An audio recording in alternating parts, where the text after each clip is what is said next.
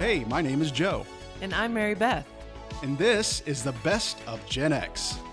We are in our 40s. And we're siblings, We'll talk about adulting in a world so different from the one we grew up in, so excuse us while we save a generation. one episode at a time. Let's go.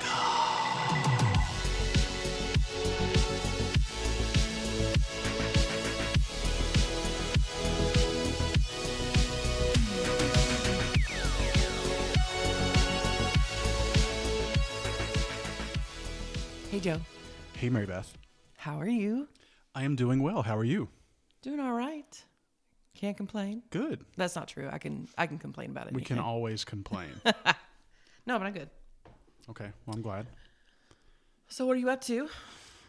I've been heavy into the Big Bang Theory, so I just got done with Friends a couple weeks ago, and I'm on season, I want to say 10 or 11 of the Big Bang Theory. Yeah. I think I might just be on season 11. That's what it looked like when I came in. Yeah, so I've just been kind of in Sheldon mode and enjoying that, trying to decide what I'm going to do next. What about you?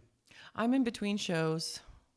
I've been fighting the urge to go back to Big Bang because it's become, It's addicting. it brings me so much comfort. And so I keep going back to it. Same with The Office, that sort of thing. So I'm trying to give myself, I'm trying to, what do they say? Cleanse my palate. Cleanse your palate. Yeah. So Yeah, it's been a nice couple weeks watching it to get back to it. I think this is my third or fourth time around. And it's always good because you can catch little new things here and there. And I love that. I love that about rewatching anything. or lines that you forgot about that you're like, oh my gosh, that was super funny. Yes. So yeah, it's very quotable.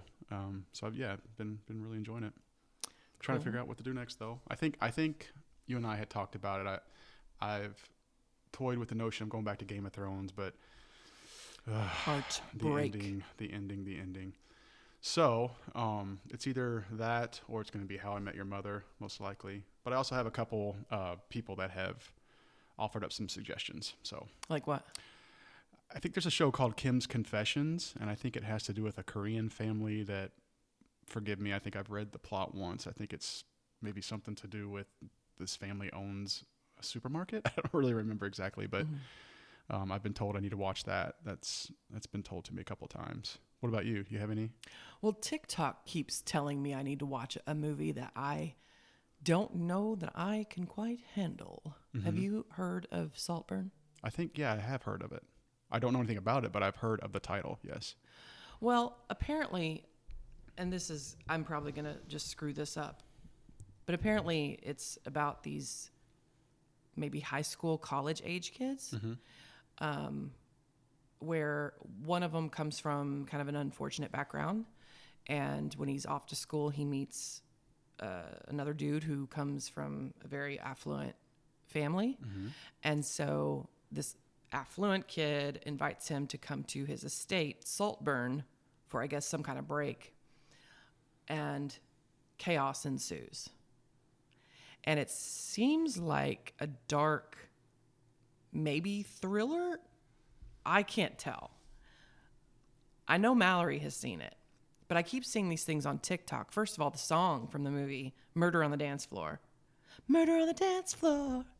It's trending. And I keep seeing these like ice skating routines and this and that. And I'm like, this is a catchy song. I wonder what this is from. And apparently it's from Saltburn.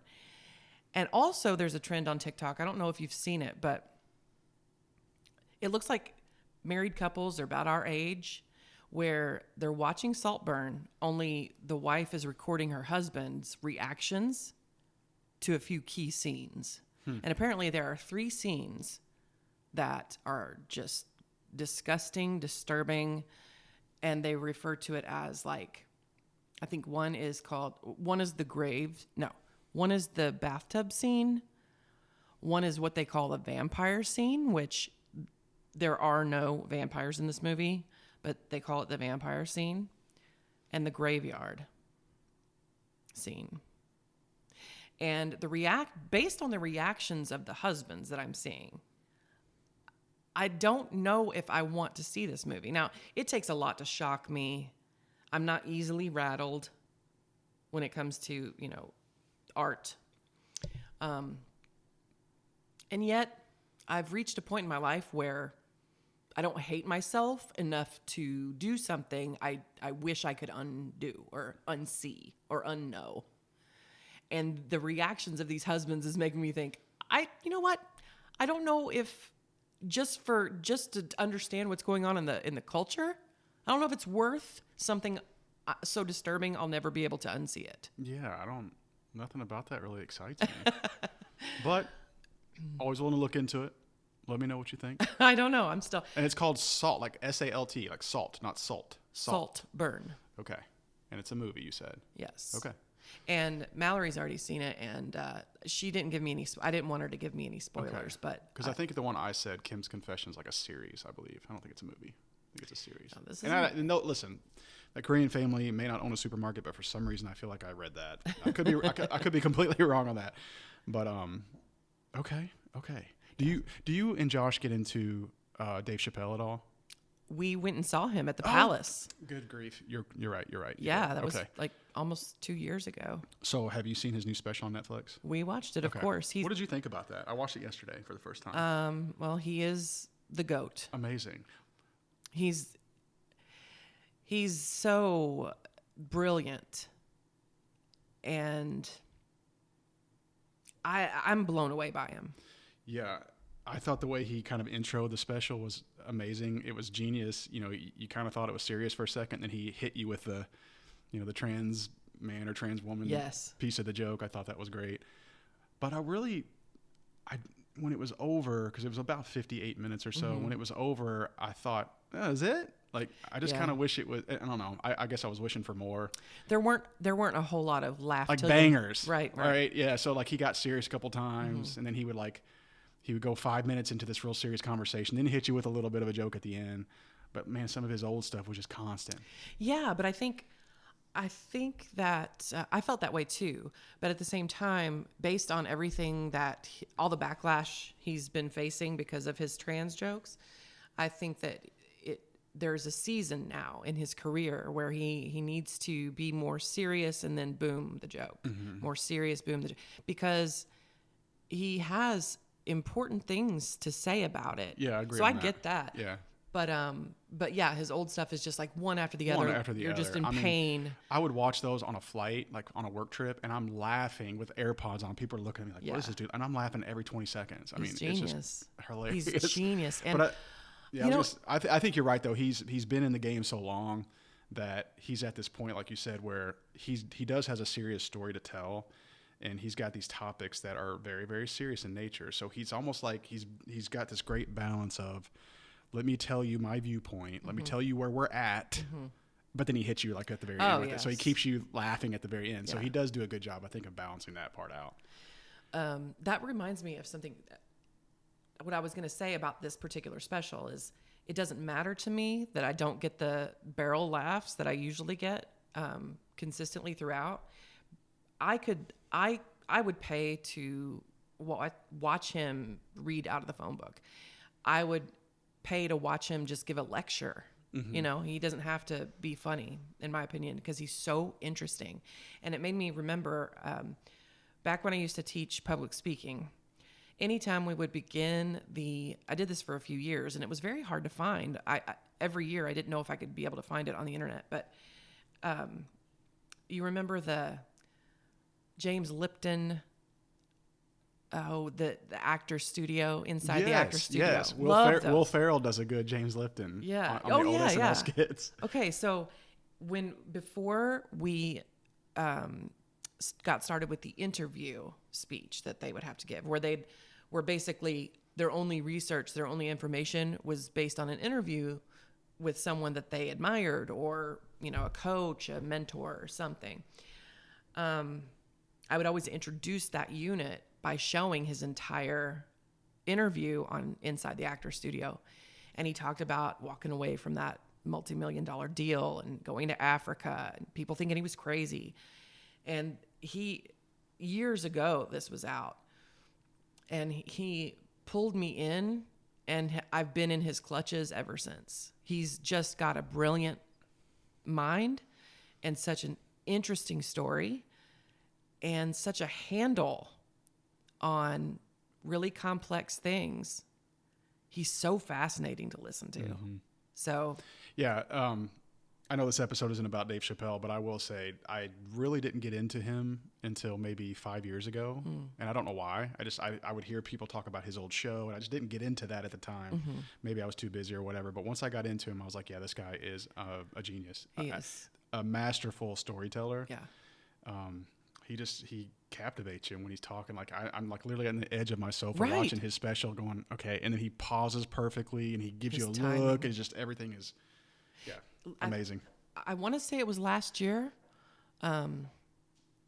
but he won some award.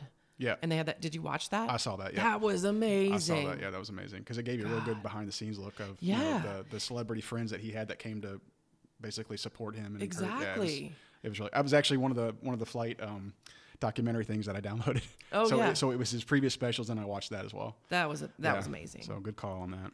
Oh, it gives me chills just thinking about it. Okay, well, I mean, we've talked about stand-up, we've talked about Netflix specials, and we've talked about Netflix movies. What should we talk about now? Let's go to the movies. Let's all go to the movies. Let's all go to the movies. Let's all go to the movies. What's the rest of it? I don't know. Oh, God. Let's go to the movies. Let's go see the stars. Cops and robbers. Okay. Songs and romance. Okay, look. If you don't know what I'm talking about, are you a Gen Xer? I don't think you are. Because that is from Annie. Don't call yourself one if you can't. I'm over here swaying side to side. Right. That is from Annie, one of our favorite movies growing up. Watched the hell out of that. Mm-hmm. Okay, so yeah, today we're going to go back in time. Gonna go back in time. Okay. If you don't know the reference, You're not a Gen Xer. I don't know what's wrong. Can we just do this the whole time? Yeah. Okay. Okay, so we're going to go back in time. We're going to share some memories about what the cinematic experience was like for those of us who grew up in the 80s and just how different the viewing experience of a movie is today. I can't wait. I know. I'm so excited. We're also going to reminisce about our own introduction into film, why it was a bit unique for that era compared to our peers, I think, and sharing some of our personal favorites along the way, and ultimately attempting the impossible when I try to stump Joe with famous movie quotes every Gen X kid should know. Try if you will. But Mary Beth, honestly, I have to say, I think the 80s has to be the greatest decade in cinema. Yes? Agree? I would have to agree. I mean, there's just so many genre-defining classics in almost every category that you can think of.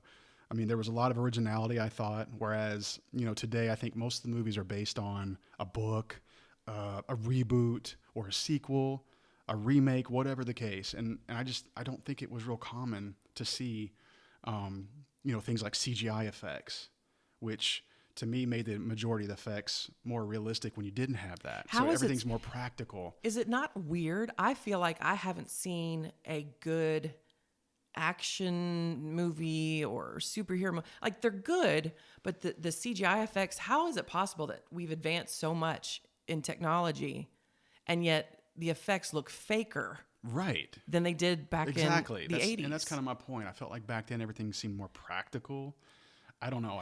They had to if they wanted to tear a building down, they had to build a, exactly. Superman is actually picking up a semi that they built, Exactly. Exactly. So we're talking about the cinematic viewing experience, but even the movie making experience had to be so different. Yeah. Because now they're relying on all this technology to fit it together and make it work. But yeah, I don't imagine know. It's so weird to me to know that some movies, think Polar Express, for example, they're totally green screen where you're just in a suit and with dots all over you. And I don't know, there's a realistic quality to the movies, I think, that lacks today. So I mean, again, not to say that none of today's movies are quality or enjoyable, right. But I just feel like that 80s decade just had so many hits after hit after hit after hit. And, you look back on some of these movies that we'll talk about, and I would get curious and say, well, what year did that come out? And then I would look at another classic, just number one hit type of movie legendary, culturally significant type of movie, and it's the same year. Then you look at another one, and it's the same year, and you're like, wow, like just a decade was just, oh my gosh, it was just full of legendary classics, I thought. I have to agree. So I feel like we're lucky that we got to grow up in that. Me too. And I feel like there were a lot more feel-good kind of movies than there are now. I don't know. Maybe I just don't watch as many movies, but I've kind of been stuck, I think, as far as new movies coming out, because Josh is so into Marvel. He got me into Marvel. So I don't know. It's rare that I can't think of the last movie that came out that I was excited to go see. Same. Or comedy that I thought was Same. clever. Yep. I don't know. Yeah, I actually caught myself a week or two ago. I was out of curiosity. And I don't do this often because I don't go see movies often. I was looking on the theater website, the one that's close to us, and I was just curious, like, what's out today? And I tell you what, they had, I don't know, 5, 6, 7 movies listed, and none of them grabbed me, like not one. So to your point, it felt like everything back then was worth seeing. It seemed like there might have been one that wasn't like worth seeing, but the rest were just, you had to go see. Yeah. So I don't know why that's so different. You know, and I don't know if this is even the right term, but or if I'm using this term appropriately. I felt like back then, like you said, I think you hit it on the head where you said it was a lot more feel-good stuff. I felt like movies back then, I don't know if accessible is the right term, but I almost felt like I was in those movies. Like while I was watching them, I felt like I was part of that movie. Relatable? Yeah, something like that. And like today, you know, the few movies that I have seen, they're movies, I'm watching them. I'm clearly on the other side watching them, but I just never felt connected to them the same way. Oh, interesting. You know, when you watch some of these old movies, and we'll get to the names of them and all that, but I just always felt like growing up watching those movies that I was part of it. Relatable, accessible, whatever that term should be. Right. I don't know. Does that make sense what I'm saying? It makes absolute sense, and it is hard to put into words to really capture that feeling that you're talking about. But we'll get into it. I think we'll discover by the end of this some of the reasons why that we had that feeling. And as I was preparing, I have to say, Joe, I thought maybe we had bitten off more than we could chew with this topic because, I mean, I could list 50, right? So we have to set some disclaimers here first because there's so much we could cover. That's fair. Let's hear it. Okay, so I thought because of how we grew up and what Christmas meant in our family, we have to exclude Christmas movies from this conversation. Yeah, okay. FML. Difficult as it is, because we could spend an entire episode or more. And you know what? We will. Just talking about Christmas movies. So everybody that's listening, beware. We will have a Christmas episode. So those are out for today. Also, I think we need to only really talk about movies released in the 80s. So sadly, there are a couple of my favorites that won't be part of it. Jaws being one of them, because that was 75, one of my favorites of all time. And Grease, which came out, I think, in 78. I think you're right. Mm-hmm. So some of our favorite movies they just missed the They just missed the cut. cuts. Just missed it. So close. It's also important to note, because if any movie buffs are listening, you might be angry that you don't hear about movies with critical acclaim. We don't care about critical acclaim. No, that's not what this is about. What we're here for. I don't care who won the Oscar for Best Picture. I don't care if these are coming of age, teen movies, comedies, action. We don't care. We're not interested in their list of awards. We're not about that. Nah. But going back to, so real quick, and I'll let you keep going, but going back to the the disclaimer about, gosh, there's a couple classics we can name already that we can't include because it was mid-late 70s. That says so much to me about the 80s movies, because we can exclude classics like that, and we just have a bundle to talk about still. I mean, gosh, Lee, it's crazy. We're chipping away at a larger list, but we still have it's a amazing big how many list good here. ones there are. All right. Okay. So you may not hear your personal favorites mentioned on today's episode, but bear in mind, growing up, we were 2 girls, 1 boy, and we weren't allowed to fight, so we had to agree on what we were going to watch, because as we said in a previous episode about aging, getting older, we talked about how you only had one TV, yet had to agree on what you're going to watch. So that excludes, maybe a lot of the cop, robber, action, adventure, maybe some war dramas went over our heads.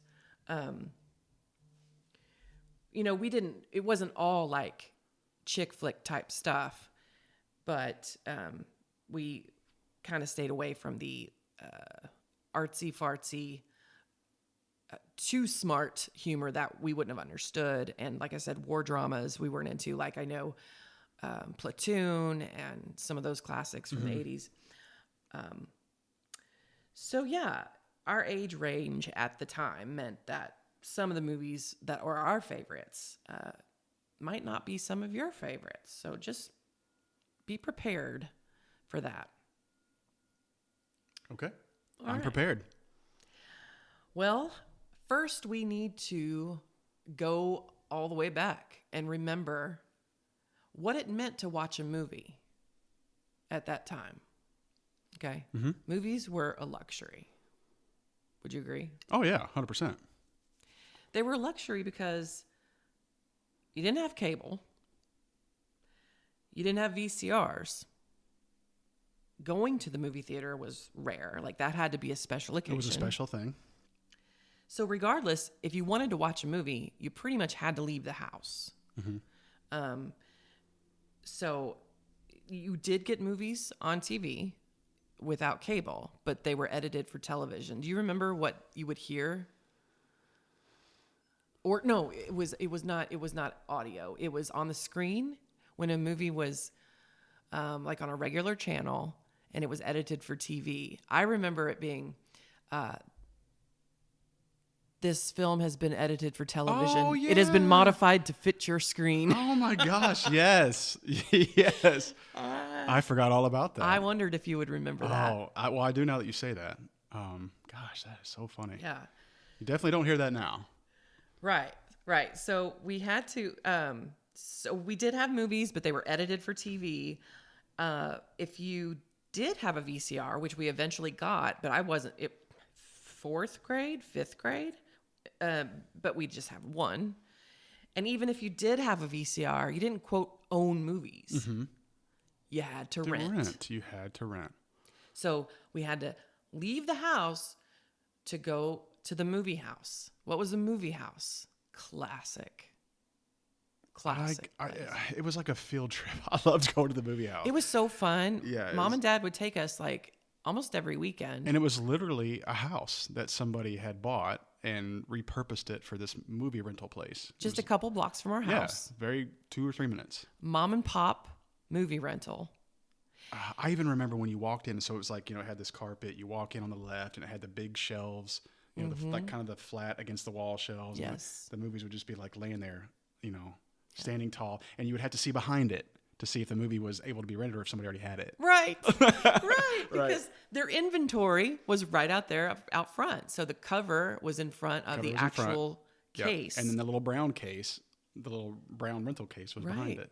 Yeah, So God, fun. I have not thought of those in and you decades. walk in and you don't see the brown rental case. You're like, oh my God. Yeah, crushed. Yeah, stumped again. Yeah, on the way there, the anticipation if I want to rent that movie again, because we would rent the same things over and over. Trust me, I'm going to get into that. Re-renting was a must. And they had free popcorn.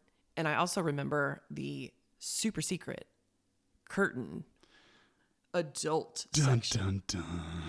But the curtain didn't close all the way. It looked like a dressing room. Yeah, it was a teaser. Yeah, the curtain didn't close quite all the way, and so when you walk past it, you got some side boob or something. I never looked. I mean, let's be honest, I never looked. I mean, it was hard to avoid because you had to pass the adult. Didn't you have to pass the adult section to get to the kids' room? Or did I? Yes, you did. Like, so I was like, yeah, I mean, I have to walk by it. I mean, I have to go get what I need. Oh my goodness. Yeah, so funny. And then you would see somebody in there. And you kind of have to peek and be like, do I know that person? Right. Nobody in the right mind would want to be spotted in that room. So funny. You could also, speaking of renting, do you remember the message, how it ends? Be kind. Rewind. That's right. It may have been be kind, please rewind. I think it was please rewind. But you'd have those scenarios sometimes or those situations where you would rent. You'd put it in the VCR. and the person before you was not kind and did not rewind. Did not rewind. So you're like, gosh, I got to spend another minute and a half to get this rewound all the way. And curses. Just like a library book, you had to bring it back on a certain date. On a certain day, or you certain had to pay time. a little bit. Or you get some kind of fee. I even remember in the early days of having a VCR, Mom had a friend over. We were watching a movie.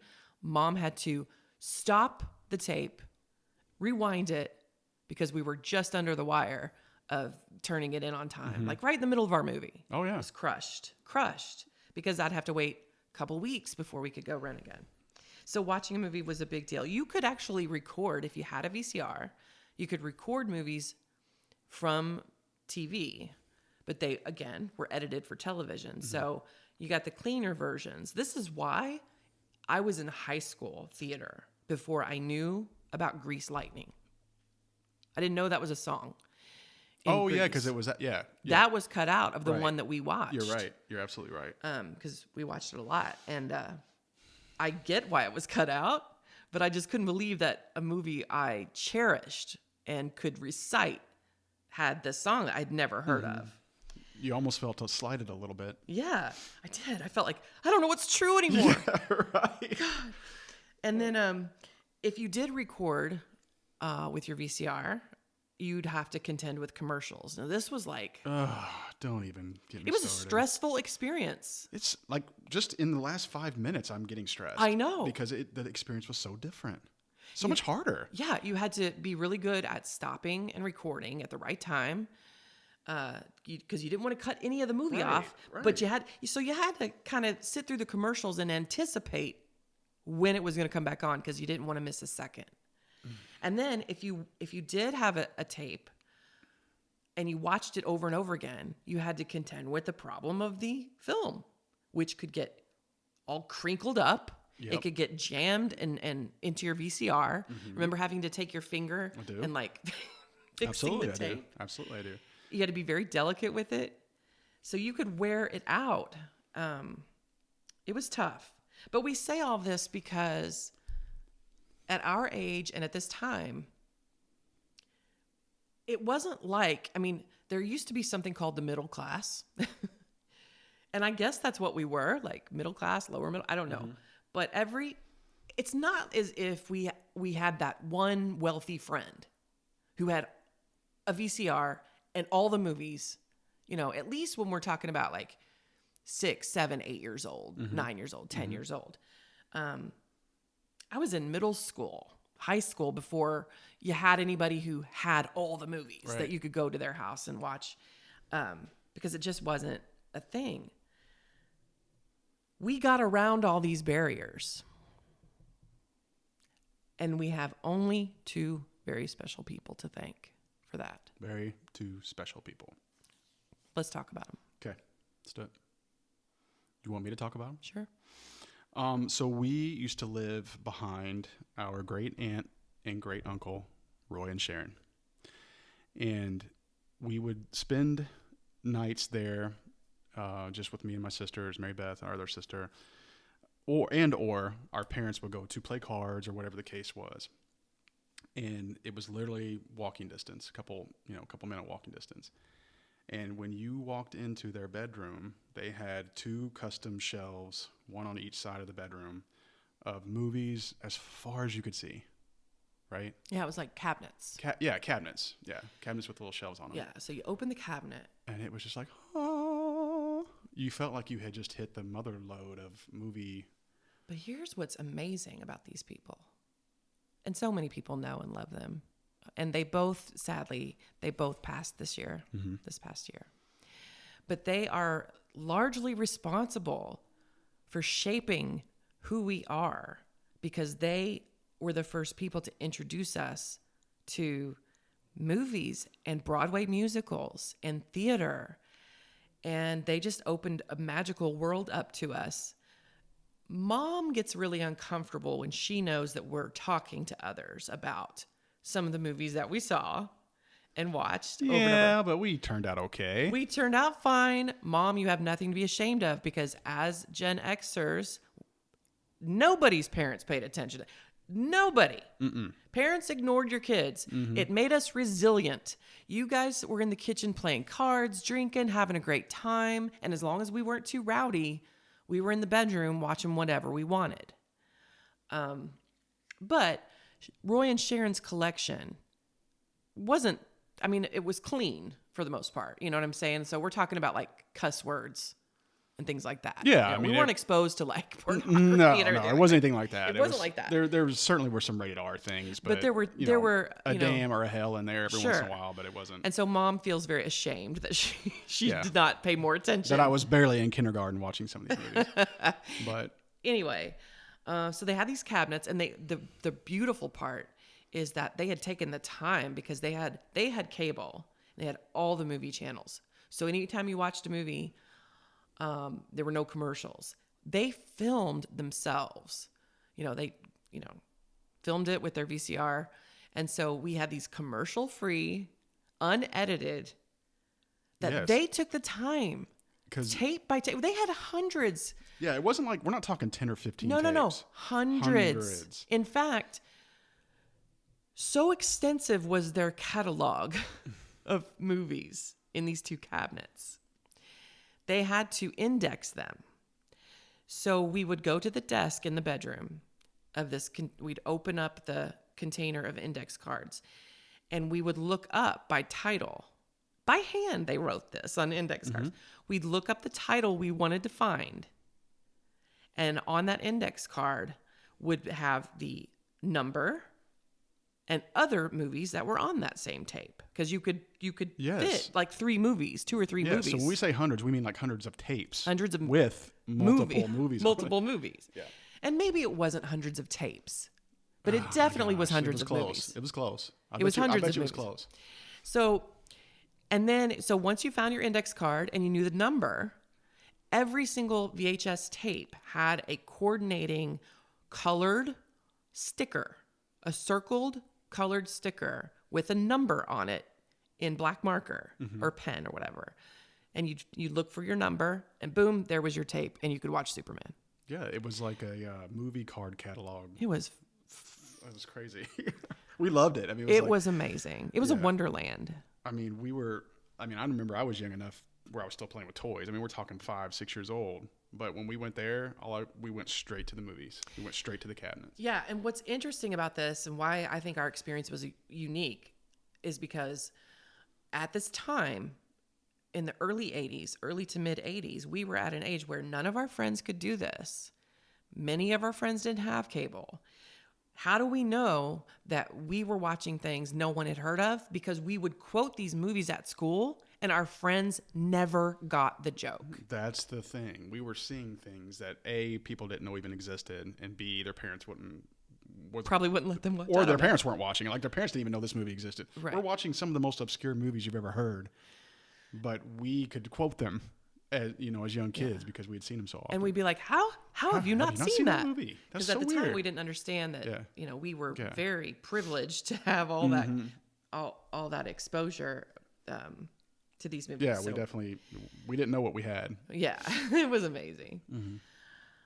Okay, so that's why we were able to watch so many movies that our friends, I guess, didn't. And that's why we can say, even though, for example, we weren't teenagers in the 80s, the teen movies of the 80s were some of our favorites, even though we were like 7. Okay, so let's talk about the first time you ever went to a movie theater. I've had this memory for years. When was your first time at the movie theater? So my first time at the movie was for the movie Hoosiers. Really? Do you remember how old you were? Yeah, I was 6. 6 years old. I was 6. So I distinctly remember going. I remember we sat towards the back, and Dad was into basketball, of course, and he ended up coaching for several years, and I'm coaching now. So that was just kind of something that we had to go watch. It was based off of a high school in Indiana, Milan High School. The school was called Hickory in the movie. But yeah, I couldn't wait to see it as a kid because I knew Dad was into that, and I remember sitting in the back, eating popcorn, watching Gene Hackman and Hoosiers. That was my first memory going to the theater. And you were 6. I was 6, 1986. Did we all go? Because I feel like feel like I saw that in theaters, but maybe I didn't. I mean, I feel like we did. I don't feel like we really did much without all of us Right. at that age. It was not typical. Yeah, it was like for mom and if we go swimming, everybody piles in the car and goes. If we go to the Right. movies, everybody piles in the car and go. If we go to McDonald's, everybody piles. You know, It wasn't the generation where you were like, I've got to separate it out and spend quality time Yeah. with each child so they know how special they are. Or you know, Jennifer would have been 9 or 10, I guess 10 or 11.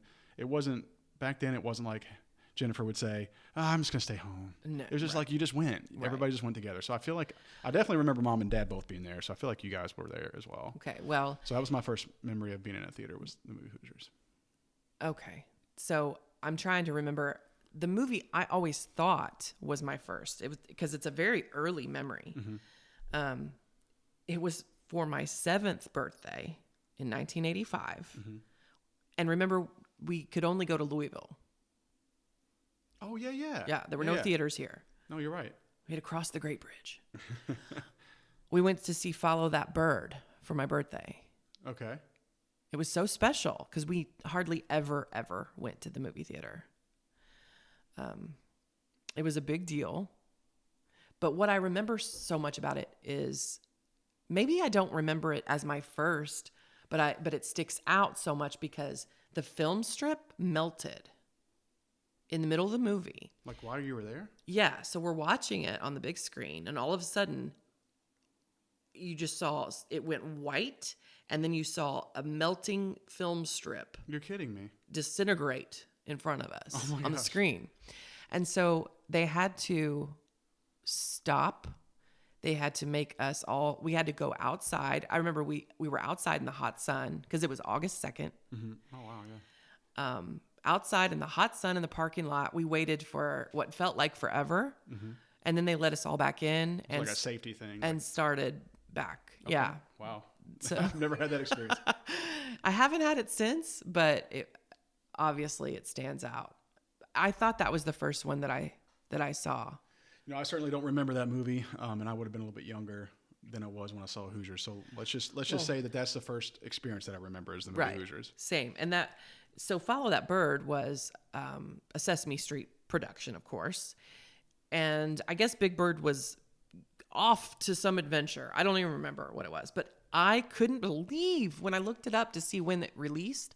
I couldn't believe my eyes. Do you know who directed that movie? Who? Ken Kwapis. Like The Office, Ken Kwapis? The Office, Ken Kwapis. You're joking me. No, That is amazing. I almost fell out of my chair. Wow. That's so cool. I know. Yeah, Ken Kwapis directed a bunch of episodes from The Office. Yeah. A bunch. So that was pretty interesting. That's awesome. I thought, well, everyone's got to pay their dues, right? Gosh, yeah, you're Follow right. that bird. Because that would have been about a little less than 20 years before The Office started. Yeah. So, gosh, yeah, everybody's got to start somewhere. That's I bet funny. you if you went back and traced famous directors or producers, back 20 years ago or 20 years before they, their first major motion picture or major show, I bet you it would be interesting to see what they were involved in that we never even would have guessed. I thought it was. I got That's such awesome. a kick out of that. Yep. Okay. Well, I think this might be a good time to take a break. But before we do, I want to let you know about a new podcast coming out very, very soon. It'll be available on Spotify called From Topic to Topic, and it's our cousin BD. I wanted to plug it not only because it's coming out soon, his debut episode, but also because we're talking about movies, and I don't know a more dedicated movie buff than my cousin BD. Yeah, and that's from like many, many years ago even. That's not just recent. That's like It's years. This dude should be critiquing movies for a living. He We've absolutely- said that since he was younger. Now, I'm going to share his trailer with you, and you'll understand what his podcast is broadly about. But movies will definitely be a part of it. He's an absolute film buff, and I'm really excited to have him on one day. Yeah, we have to. And I'm really excited also to hear how his goes because he's a really interesting guy, very funny guy. And so check out his trailer, and we'll let you know when it's out on Spotify. Yep, love it. This is the podcast that we hope has a little bit for everyone. We had so many ideas for podcasts that we couldn't just decide on one, so we decided to do them all. If you're someone who's always looking for a new podcast because you like a lot of different topics, then hopefully we can be that sweet spot for you. We're going to be looking at reviewing all kinds of movies, making top 5 lists of our lives, making bold claims and or observations, and just having some good old-fashioned discussions about anything and everything, and hopefully with a little comedic flair. So clean up your podcast queue and come join us as we'll be bouncing from topic to topic. Okay, and we're back. Okay, Mary Beth, we have talked about several things to this point. We've talked about how movies have changed. We talked about the decade of the 80s cinema. We have talked about the viewing experience and how much more difficult, although we didn't know it was difficult back then, it just was what it was. Right.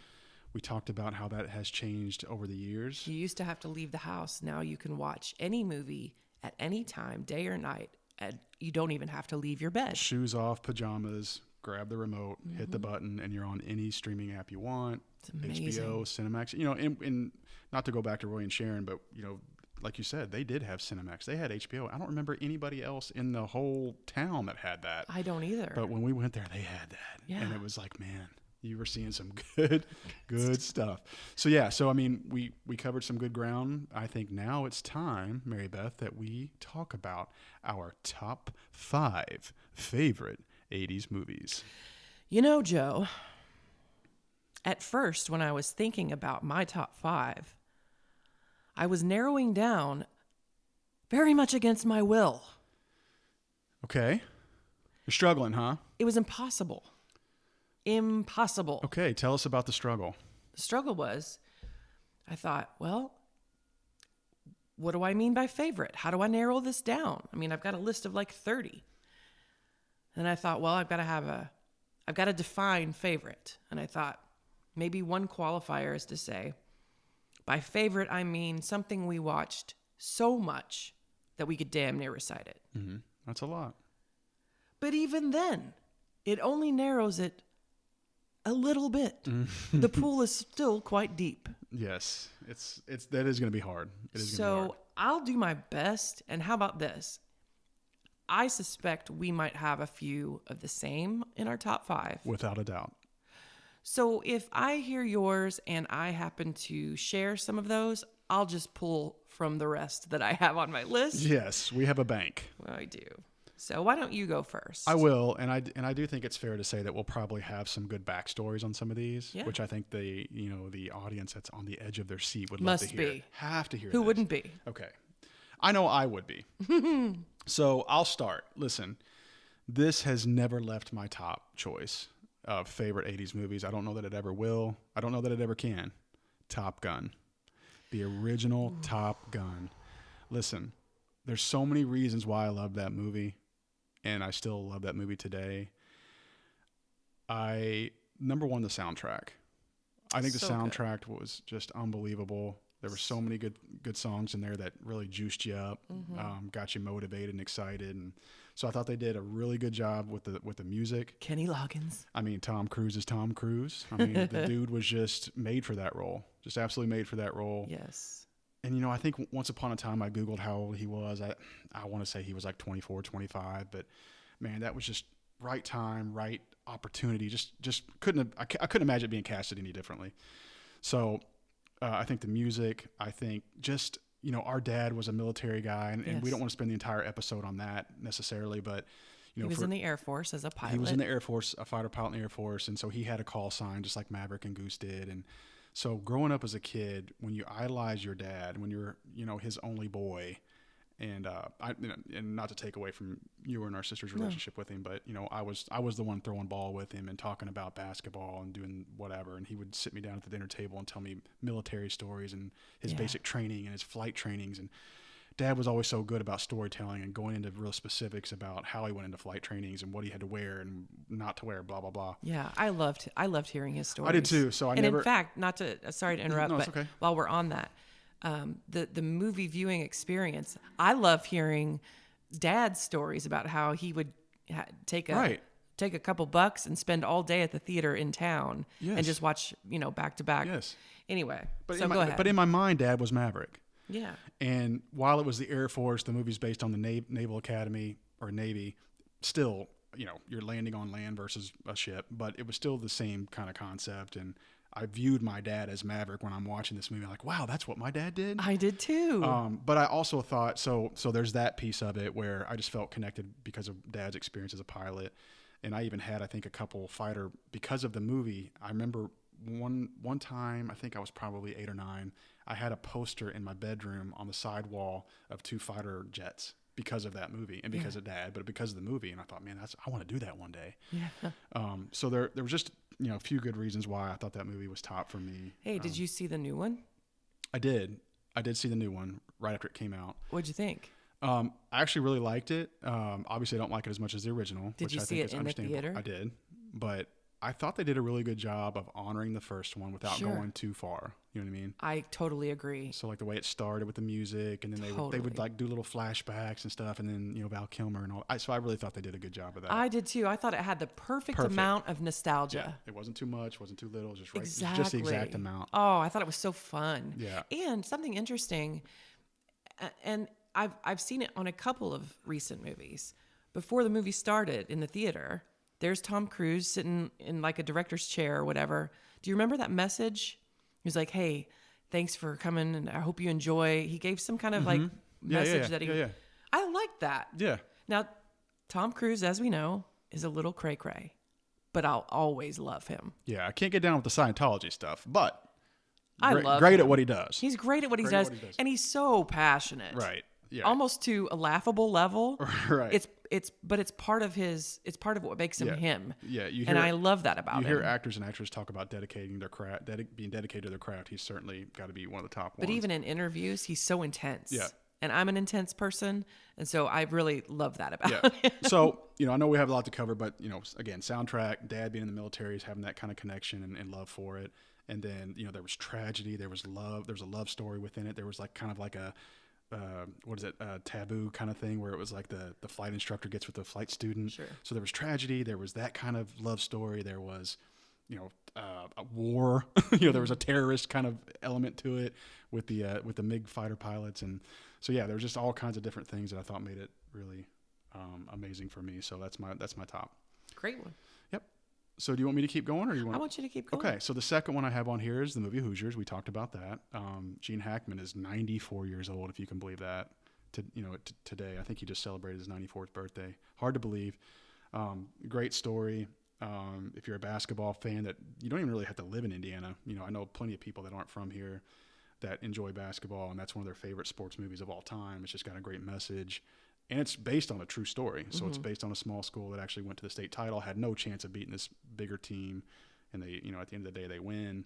Great story. Always makes me feel good. Always kind of makes me like tingle inside when I watch the ending of it, when the guy hits the shot and everybody goes crazy. So I don't know. I just feel that because our dad coached basketball. There's a lot of connections with Dad, it seems like. And not to get too specific about our location, we don't want to give people an opportunity to burgle, but we are in Indiana.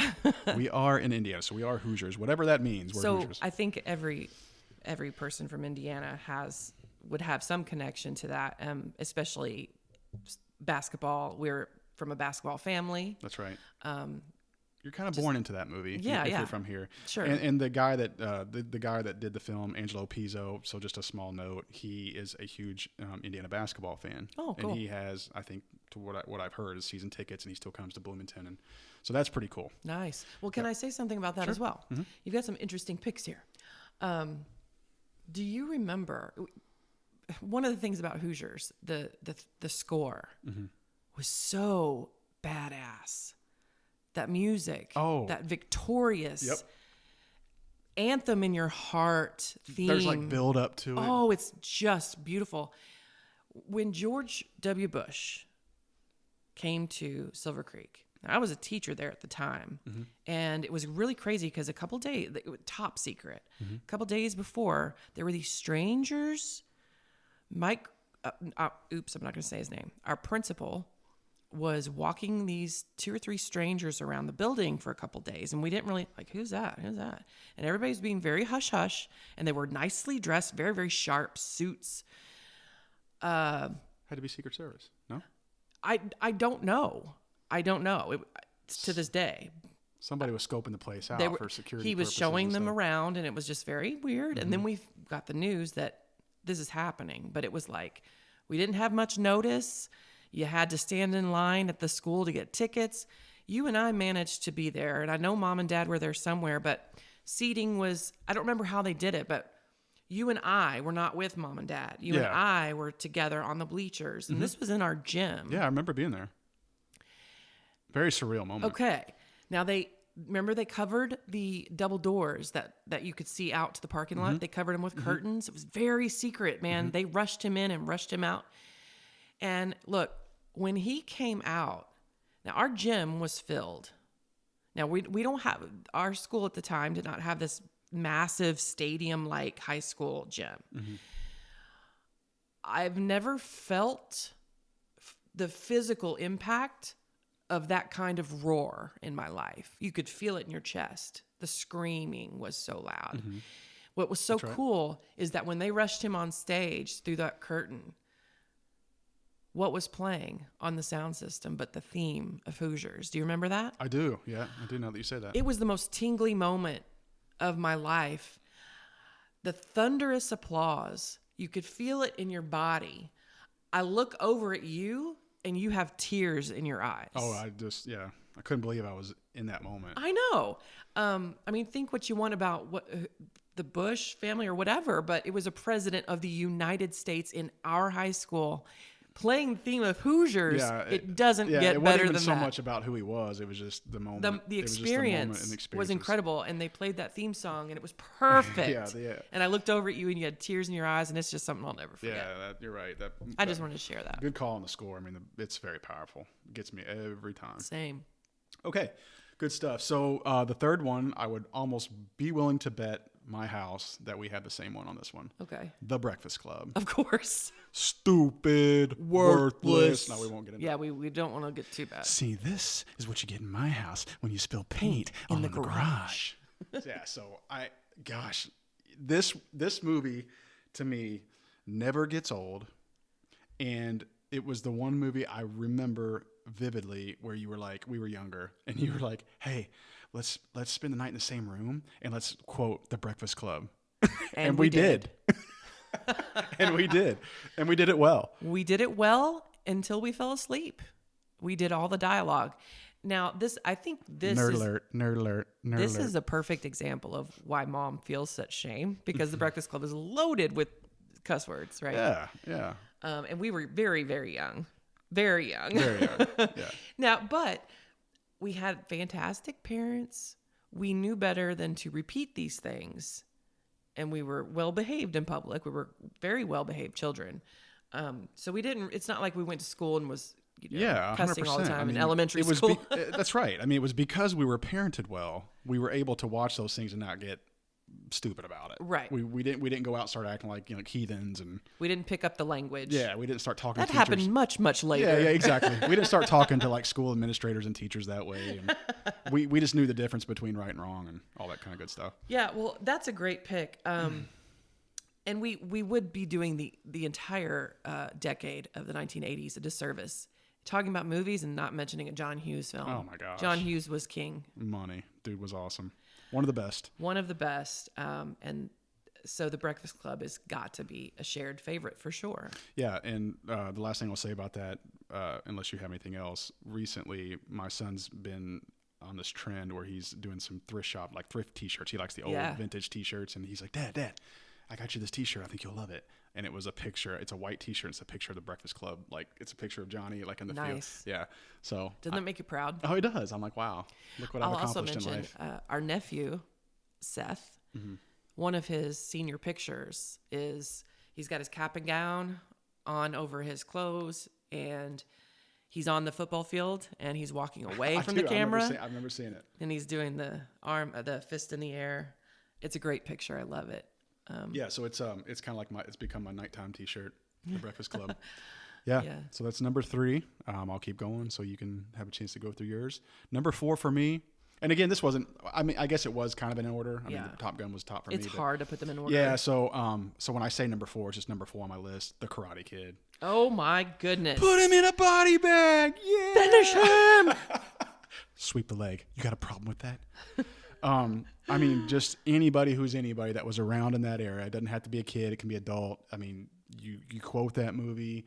You talk like Mr. Miyagi. You do the hand thing where Mr. Miyagi like heals him on the table, where Miyagi puts his hands together and starts, doing this. I mean, there's Daniel's son. I mean, there's just so many things. What a feel-good movie. It is. It's so amazing, and Ralph Macchio was really good in it. I'm not necessarily of the belief that he's a great actor, but I thought he was really good in that movie. Pat Morita was in Happy Days and some of these other things back in the day, and I remember thinking as a kid when I'm watching, like that's who Pat Morita is. He's Mr. Miyagi. But then you hear him talking like a Californian. I'm like, wait a minute, that's not no. Wait, yeah, that's not how he sounds. Don't blur my view of this. That is wonderful. The Karate Kid, what a feel-good movie. And it reminds me of another quality about 80s movies, especially the teen 80s genre coming-of-age stories. The 80s were very much about the underdog. Good point. So Yeah, like absolutely. some Good kind point. of wonderful and Say Anything. I mean, these are underdog movies where is he or isn't he going to get the girl, or is he going to win the tournament?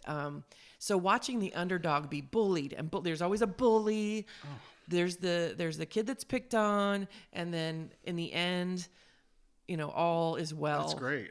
People who need to win, deserve to win, do win in the 80s movie. This is why you're better at me than this. You always hit it on the head. It's like I was probably 5 or 6 when this movie came out, and I remember in my heart feeling gutted when he just moves into the area and people, the kids are treating him like crap. Yeah, he's getting black eyes, and I remember feeling that, like I was genuinely sad for Daniel. Dude, it's like you said at the beginning, you couldn't quite put your finger on what that connection was. It was special. It was different than any other era of movies. I hurt for him big time. You felt like you're being chased. Yes, I down felt like, the hill. Yes, I felt you like felt like you were being punched. Yeah, I felt like I had to look over my shoulder and like beware of where the bullies were and like redirect and go here instead of there. It's just you just felt like you were him. You felt like you were part of his friend group and we're just watching from the side. You just felt so much a part of these people, of these characters and their story. Mm-hmm. And that's why like I said, there are so many feel-good movies in the 80s because you're rooting for these people who deserve a win. Yeah, exactly. And The Karate Kid is probably number one in that, Yeah, also a good soundtrack, I think. But, he becomes friends with this older, Asian gentleman that's like a maintenance guy at this apartment complex. And so it's just a relationship that you would have never thought would develop into what it did. Yeah. And so I'm gutted at the beginning. The middle shows his development as a person, and he becomes a good fighter. But he's being taught life lessons instead of like actual physical fighting lessons. Yes. And so but it translates into what he's trying to do to defend himself. And the ending of it, I still get chills when I watch it. The crane kick and just the music starts going dun dun dun dun dun dun, and you see him lift his leg up, and you're like, "It's gonna happen! Is it gonna happen?" And how I've got goosebumps. I do right now. And then when he kicks him in the face and he wins, and everybody storms the mat. And then what happens? And then Johnny like gives him the trophy. And he's like, "This is for you, LaRusso." God. I look like right now, hairs hairs standing up. So. Gosh, oh man, unbelievable! What an incredible! And then it ends with the shot of close up of Mr. Miyagi giving him that attaboy. Oh my God, it's great stuff. It's great stuff. I also want to say another thing about that movie. I think that movie, if I had to like narrow down a top 5 favorite scenes of all time from any genre, whatever, I think Karate Kid has it because I don't know that it gets much better than the scene in the backyard after he had waxed the cars, washed and waxed the cars. He had painted the house. He had done the fence. He had done the fence. And he finally has reached a breaking point because he came to him asking for help. He wants to learn how to fight. He wants to learn karate so that he can defend himself. And all Miyagi's been doing for weeks is putting him to work. And I could cry. It's so inspiring. That scene where he's finally like, "This is bullshit. I wanted to learn karate." He throws a little thing down, the towel down. And then Daniel-san. And he makes him like stand there and he says, "Show me wax on, wax off." That scene, and I think. But then he goes and engages him. Well, that's and starts what I mean. making these offensive moves for Daniel to have to use, and it was just. He's like, what's up? And he's like, no, take it seriously. Do it right.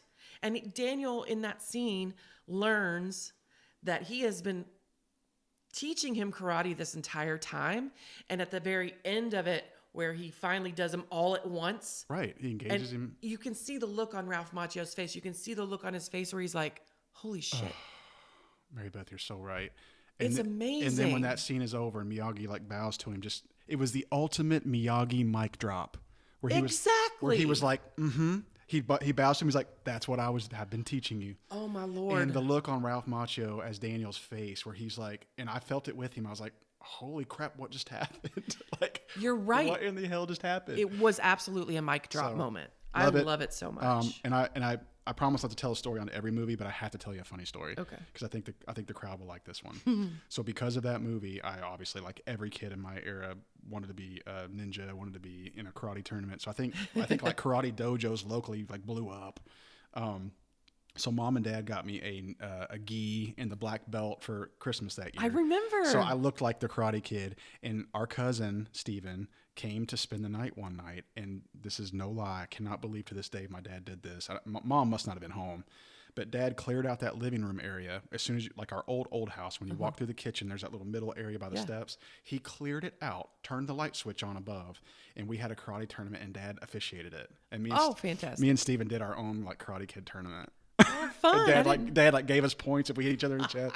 And I was like, wait a minute, we get to do this? And Dad's like, yeah. And he would stand in the middle and go, hey, and like put his arm down. And me and Steven did that for like 2 or 3 hours that night. Fun. It was one of the most fun experiences I've ever had. That's so fun. I do remember that karate. Yeah, I couldn't believe Dad did that. But anyway, okay. Well, we don't have to rush. I did want to say something else about Karate Kid. Sure.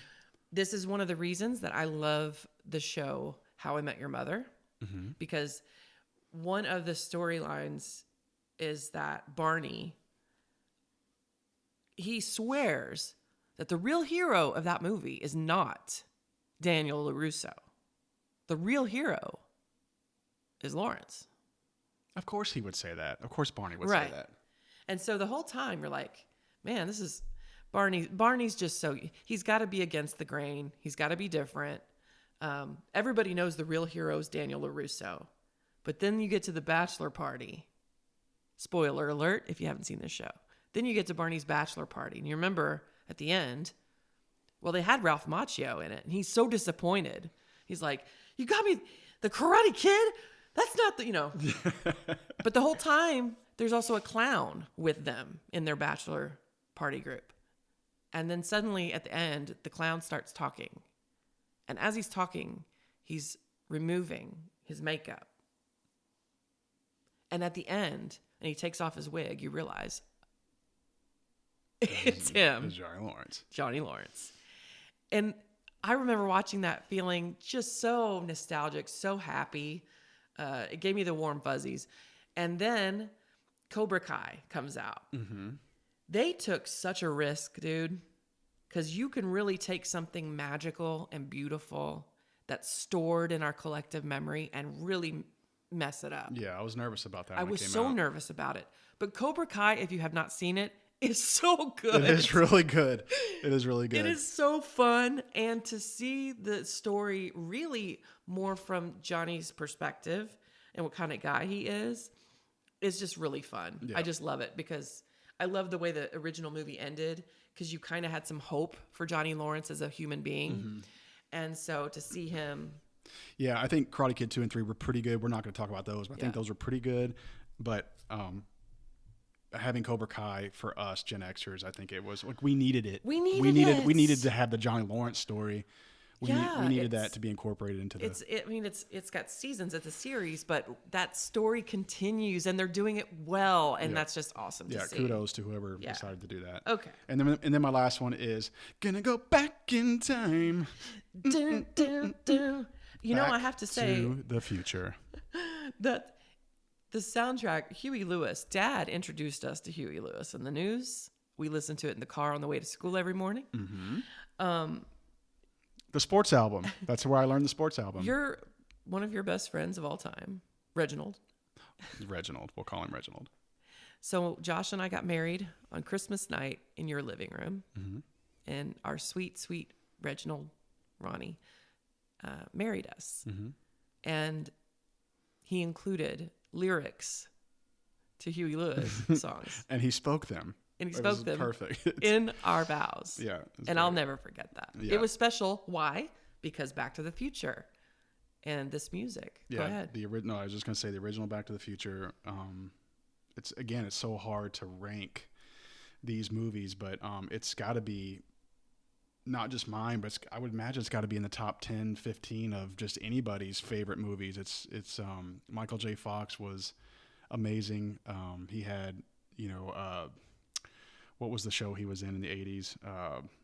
Not Growing Pains. What was Family Ties? Ties. Family Ties. So he was really good in that, and then he just became kind of the it guy, in Hollywood. Yeah. And he's so dear. He is. He really is. He's such a dear person. Yeah. I mean, I hate what he's going through today, but I think he was really, really good back then, and I was so glad that he was part of that because, as you have probably heard in others, he wasn't the original Marty McFly. Right. So, the fact that I think it was Eric Story, wasn't it?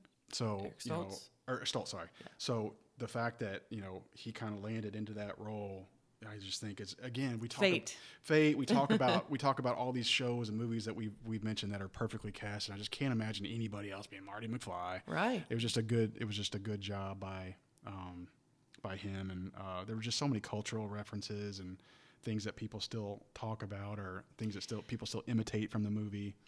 Yeah, and sci-fi is something that doesn't appeal to everyone, but I feel like this was one of the first blockbuster type movies that introduced sci-fi to the masses.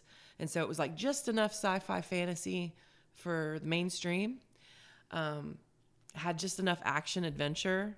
It had something for everybody. Yep, for sure. Yeah, so I loved it. And much like the other 80s teen movies, the administrators, faculty, staff are always the bad guys. Right. Just like rigid and Exactly. stuffy. Huey Lewis was in it, in fact. Yeah, He was in yeah. like kind of the beginning of the movie, but the DeLorean became a thing. People talk about the flux capacitor as a joke. People imitate Doc Brown.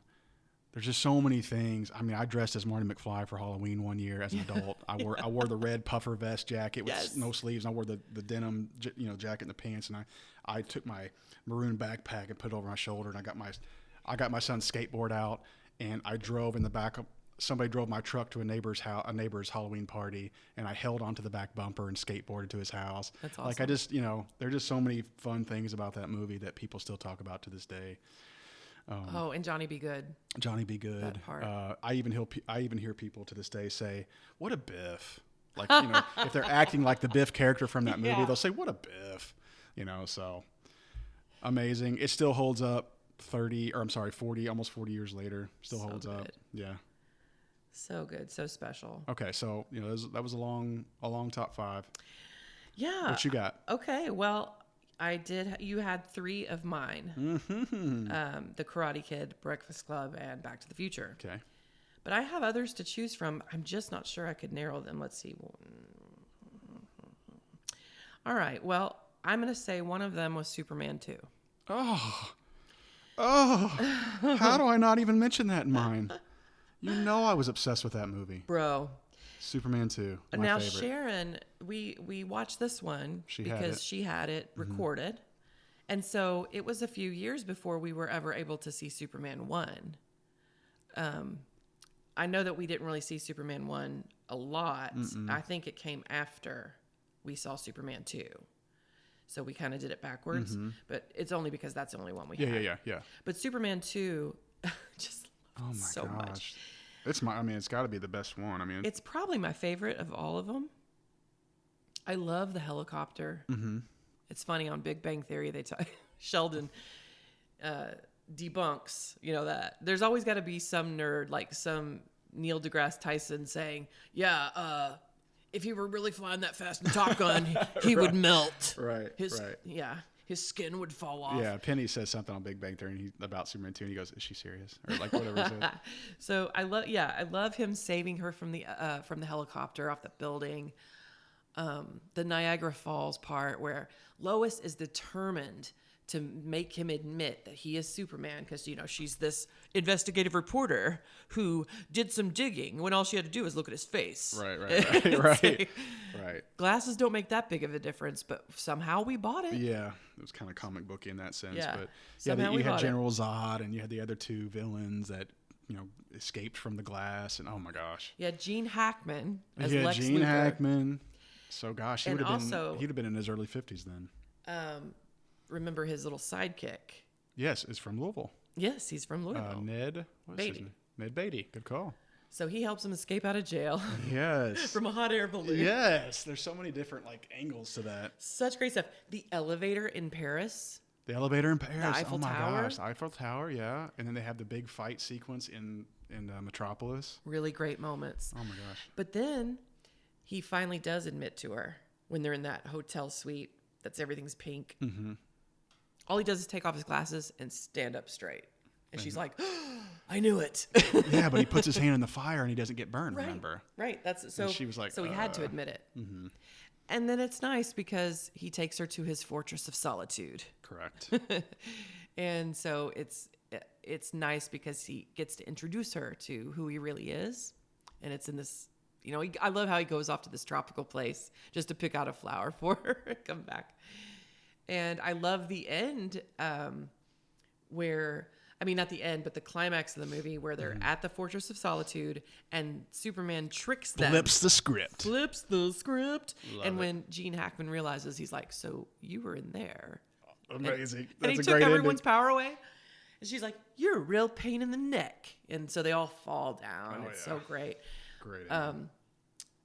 But the end where he goes back to that diner. Oh yeah. Yep.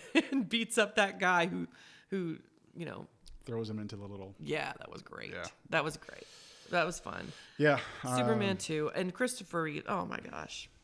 So sad what happened to him. I know. So it's so sad and so ironic that Superman would end up the way that he did from a horseback riding incident. Yeah, but probably like a lot of kids, I had the Superman shirt, the cape, I had the outfit, I had the Superman blanket. I tried to fly and hurt my two front teeth came out. Yeah. I was like 5 years old, whatever it was. Yeah, and I still have it. I've got a Superman t-shirt. I mean, yeah, I have one as an adult. I have one. The theme music. Mm-hmm. So good. John Williams. So good. It's classic and it's uplifting. And he was the quintessential superhero. Mm-hmm. I, growing up, compared all other superheroes to Superman. Yeah. Even today, when I see the previews for the new one or it's on TV, on cable, no one seems to quite measure up for me. Yeah, agreed. And I even thought the flying. The flying looked more real. It looked realistic. Yeah, Yeah. the flying sequences looked real. It's like, did they really just toss her off a building and say, land on that mat? Right. So yeah, I'm with you on that one. I can't believe I didn't have that. Good stuff. Okay, well, I'll move on to another one. The Goonies. The Goondocks, baby. So good. Booty traps. You mean booby traps? Guys. Yeah. That's what I said. I'm setting booby traps. Baby. Shh, be quiet. I recently saw I don't know if it was a meme or a GIF or whatever you call those things, but it was the grandma, or not the grandma. What's the villain's mother? You know who I'm talking about? The older lady. Yes. Okay, that she's the mother of the two criminals. Yeah. There you go. So somebody said that Axl Rose looked like her now. I've seen that. You've seen that one. I've seen that. But yeah, culturally, this is a big movie for us back then. We watched the hell out of it. Great actors. Good, clean fun. Good, clean Only a couple fun. cuss words in it. Yeah, I mean, friendships. I had a big group of friends that were all together doing this one thing, trying to save the neighborhood. Yeah, save the neighborhood, from keep this their developer. house. Yeah, keep their house. So, but it's cool because they use this opportunity to have one last adventure. Exactly. Because they call themselves the Goonies. We're gonna have one last adventure to find this pirate ship and bury treasure. Yeah. And is it real? Is it not? That some are skeptical. Yeah, they thought if they could find the buried treasure of One-Eyed Willie, they could save the complex. So much fun. So many twists and turns. Like literally, where they're sliding down, into a waterfall. They find the ship. some funny moments where the bats come flying through. Or they have to decode this they have to translate this saying or whatever when he's on the organ. Right when, to she's playing the organ. Yeah, and they have like one more chance to, oh my God, not fall into the depths of whatever. Oh, such fun as a kid. So much fun. Like I wanted to be in that movie. I know. So bad. I wanted to do everything they were doing. I was like, I want to do that. Well, we played outside so much, and anytime we were outside, I remember always wanting to explore. Yeah. It made me want to explore. Yeah, and then they had the little friend Data who was all about inventions and cool inventions. I was like, man, I want to do that. Yeah, and then the smart ass was I want to invent stuff. Corey Feldman's character. Yeah. And then Chunk, the chunk shuffle or whatever they call it. Truffle shuffle, yeah, to get in. Yeah, it's so funny.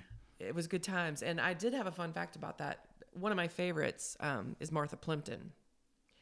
And she never ages. I mean, have you seen her lately? Is she? Which one is she? Okay, she's this friend with the short blonde hair. Oh yeah. The glasses. Yeah, she's been in some stuff. She's like, I feel like I'm babysitting, except I'm not getting paid. Yeah. No, she has been in some stuff. And they step on the rake and the fish.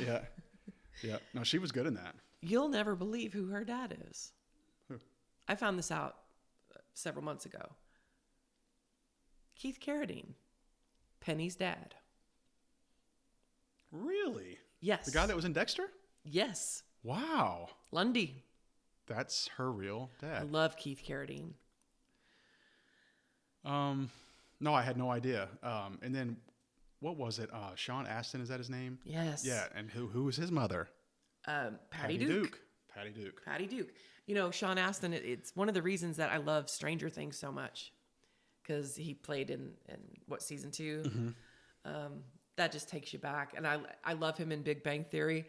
One of our favorite moments in the final season is when they're at they're having lunch at that nice restaurant on the campus, and he finds out that he's been having his friend has been having an affair with his wife, who he's process of divorcing. And it was the guy on Harold Kumar's. Yes. Yeah. And he goes, "I'm in love with Linda," and he goes, "You son of a bitch!" And he spills the tea on him. It's such a great moment. I have such love for Sean Astin. Yeah, he's been in some really good stuff. Again, because of the Goonies, we feel like we know these people, and they just become part of our heart. Because he was like close to our age then. Yeah. And Josh Brolin was in it. Yeah. Oh gosh, yeah. Good times. Yeah, good. That's a good pick. Yeah.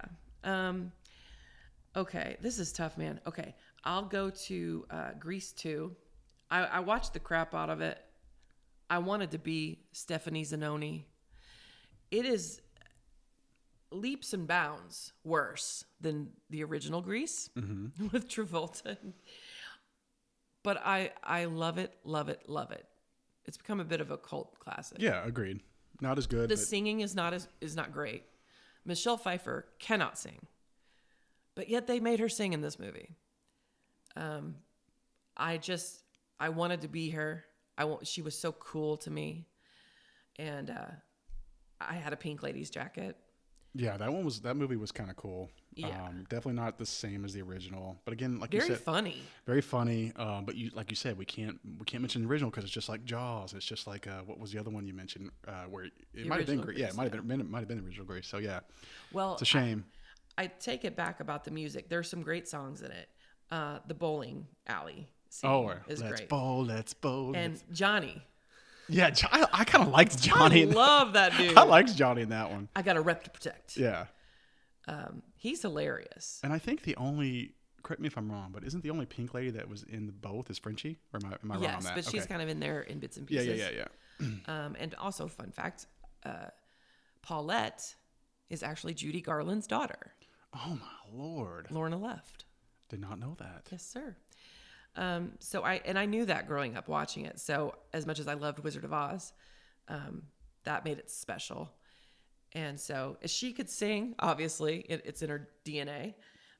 Johnny could sing. Several of them could, but anyway, I just thought the world of these characters and thought they were the coolest people ever. That was a really good one. I didn't know of Michelle Pfeiffer until then. Yeah, she ends up being Catwoman. Yeah. One of the better ones too. Yeah, and she goes on to have, of course, as we know, a wonderful career. Oh goodness. Okay, I'm gonna. Oof. All right. You deciding which one to say next? Overboard.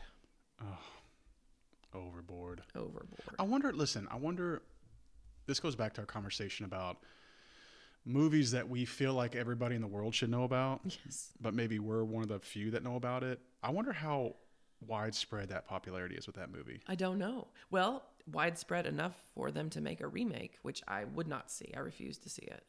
Too sacred. Right. I just wonder how many people watched that movie as much as we did. Okay. If you are at all curious, Overboard was a movie from 86, 87, something like that. Yeah. Mm-hmm. Kurt Russell. Kurt Russell, Goldie Hawn. You have to love them. They had just started dating when they were filming this movie. She's very wealthy. He's very poor. He's a widower. And he has many kids. And they're all filthy little hooligans. Yeah, they live in squalor. They live in squalor. As she calls it, a hovel. A hovel.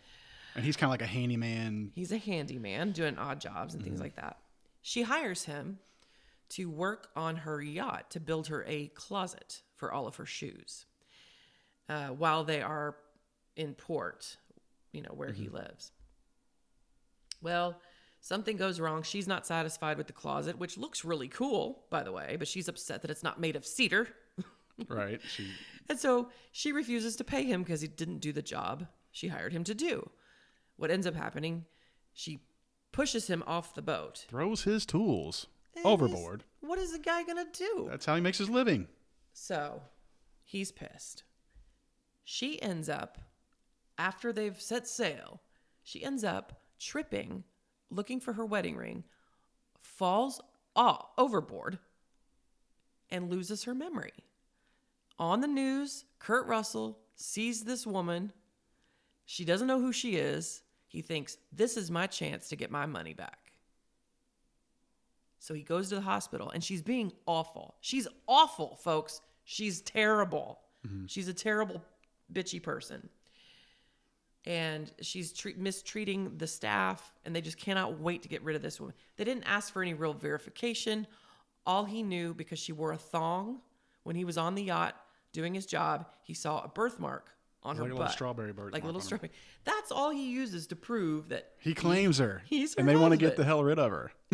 They want to get rid of her. So they do like high five, and she's out of there. And so he can like the story goes on. He's convincing her that this is her life.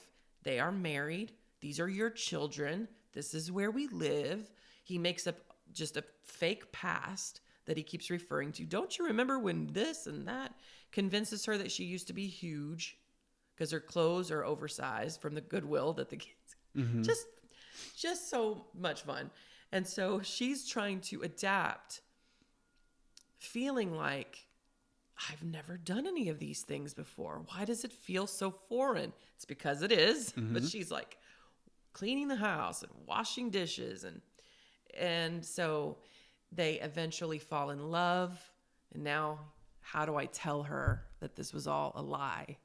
So there's that tension that is coming. And they fall madly, deeply in love. And she's bought it, right? She's bought into all of it. And now she's invested, and she loves these people. She loves these kids.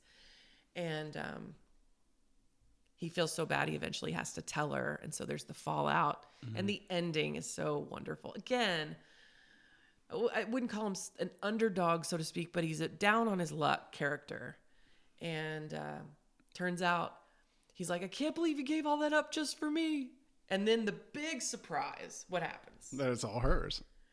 The wealth is from her, not her husband. Not her husband. He thought it was all her husband's. And he so passes out.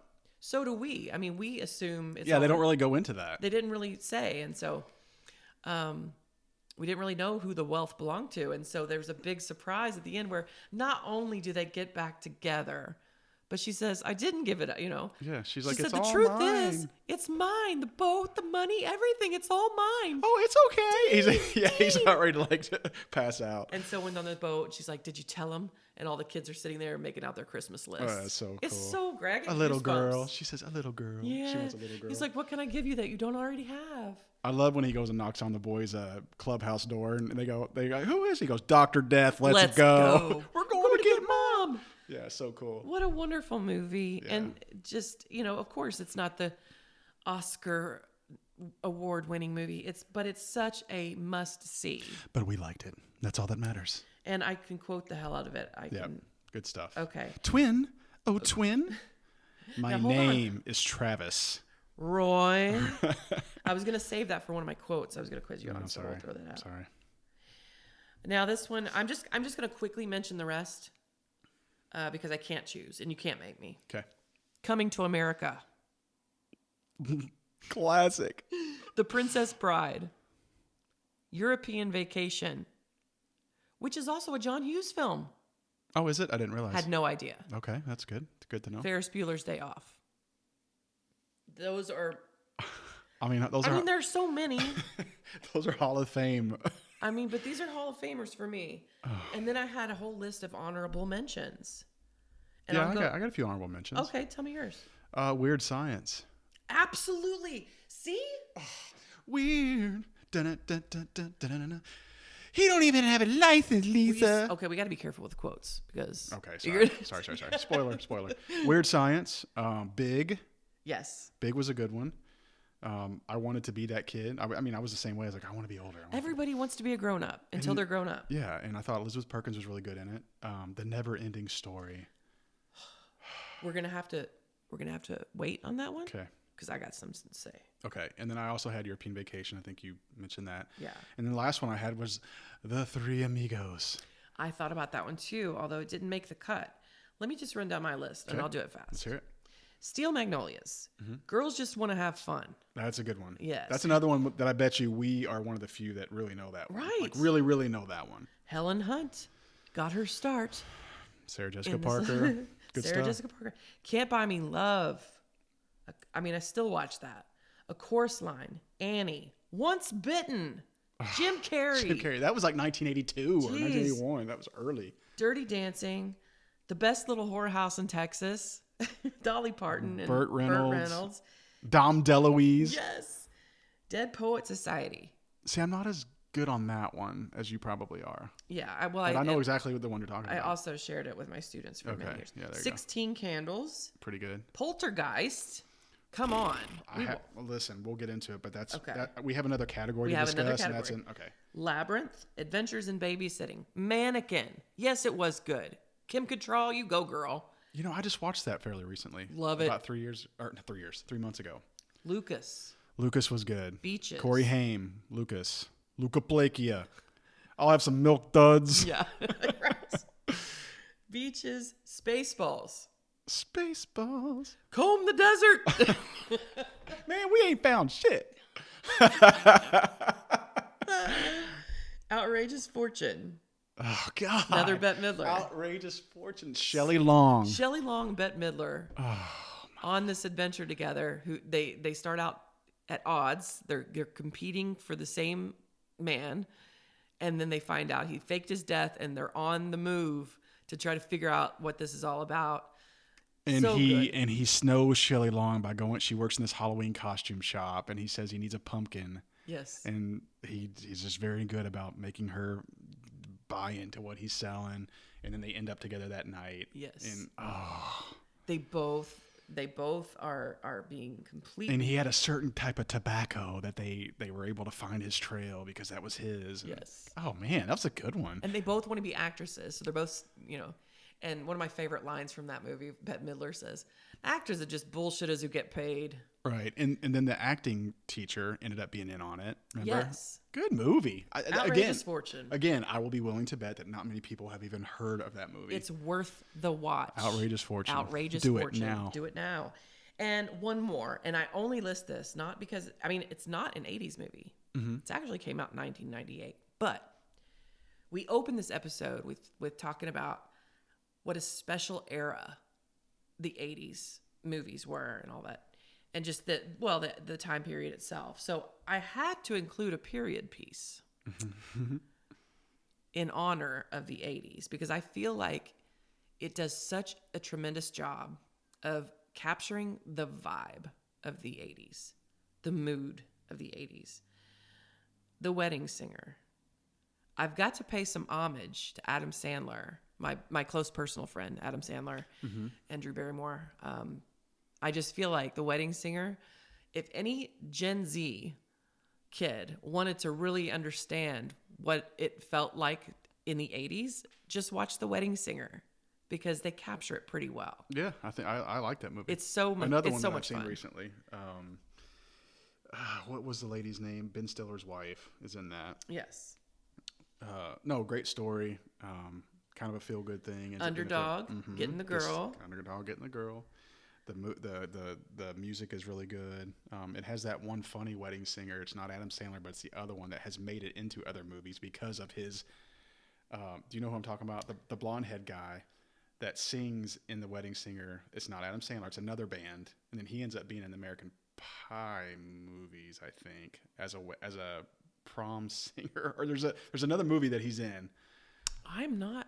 Oh, gosh, I can't think of his name. I don't know what you mean. There wasn't another singer. John Lovitz auditioned. Yeah, I don't know the guy's name, but he's been in a couple things. He's really funny, actually. Blonde hair, had like a goatee. Anyway. I'm trying to Did think. I stump you? You did stump me. It's not ringing a bell. But yeah, just great fun. And if you just are unfamiliar with it, if you're a younger listener and you want to know what the vibe is, just check that movie out. The Wedding Singer is just a lot of fun. Oh, that's a good call. Yeah. I can't believe we had to skip over Coming to America, but time constraints, I guess we have to. I didn't. Well, you mentioned it, and then we kept moving. It was one of my it's on my favorite list. With that, listen, Hey. that one. We talked about Roy and Sharon's house as kids, My and goodness. that's where the barbershop scenes first was introduced to our lives. And we were so young that we didn't get the context of some of the jokes, but the parents, like our parents and my aunts and uncles, I think we had 2 sets of aunts and uncles there watching it, and they were laughing, literally on their knees laughing, and we couldn't understand what was so funny about it, and they would rewind it and over and over again. And I've never seen my dad laugh so hard. I was gonna say I've never seen my parents before or since laugh that hard, so long. That's how. And good they were. rewound it and watched it several times. And like you said, a lot of the jokes went over our head, but a lot didn't. It's a funny movie. So funny. And I'll have such a special place in my heart for Eddie Murphy. Mm-hmm. And he wasn't afraid to push the envelope a little bit on some of that stuff. Absolutely. So much to quote, so much to laugh at. Soul Glow. It's an extremely quotable movie. Extremely. She's your queen to be. I'm into the group thing. Oh, I was Joan of Arc in my former life. Yeah. You must be out of your god. Yeah. What is that, Velvet? So many good quotes in that movie. Love it. He just cuts off the tail of it. That'd be $8. Yeah. It'll be $8. Shit ain't it, but ultra perm. And we remember Cuba Gooding Jr. Yeah, he was was actually the young one kid. sitting in the chair during Yep. that barbershop scene. Mighty Sharp. So funny. Yeah. Taste the soup, will you? Yeah. Where's the spoon? Donation. Man, I thought it was a trash. So good. Sexual chocolate. Randy Watson. The fact that he did so many of this, well, him and Arsenio both did so many of those characters is incredibly impressive. Mm-hmm. And I can't believe that they don't give the Academy, how can they not give more respect to films like that where the one or two actors is playing multiple characters? Yep. And Daryl ended up being on the ER, if you remember. Yes, I do. Yeah, so. Couldn't forget.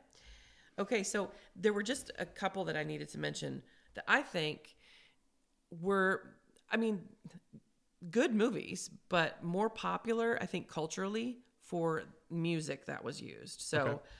I had to give a shout out to Say Anything. The movie was okay for me. Mm-hmm.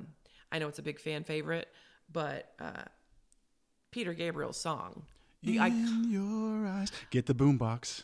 Stand in Standing- front of our window.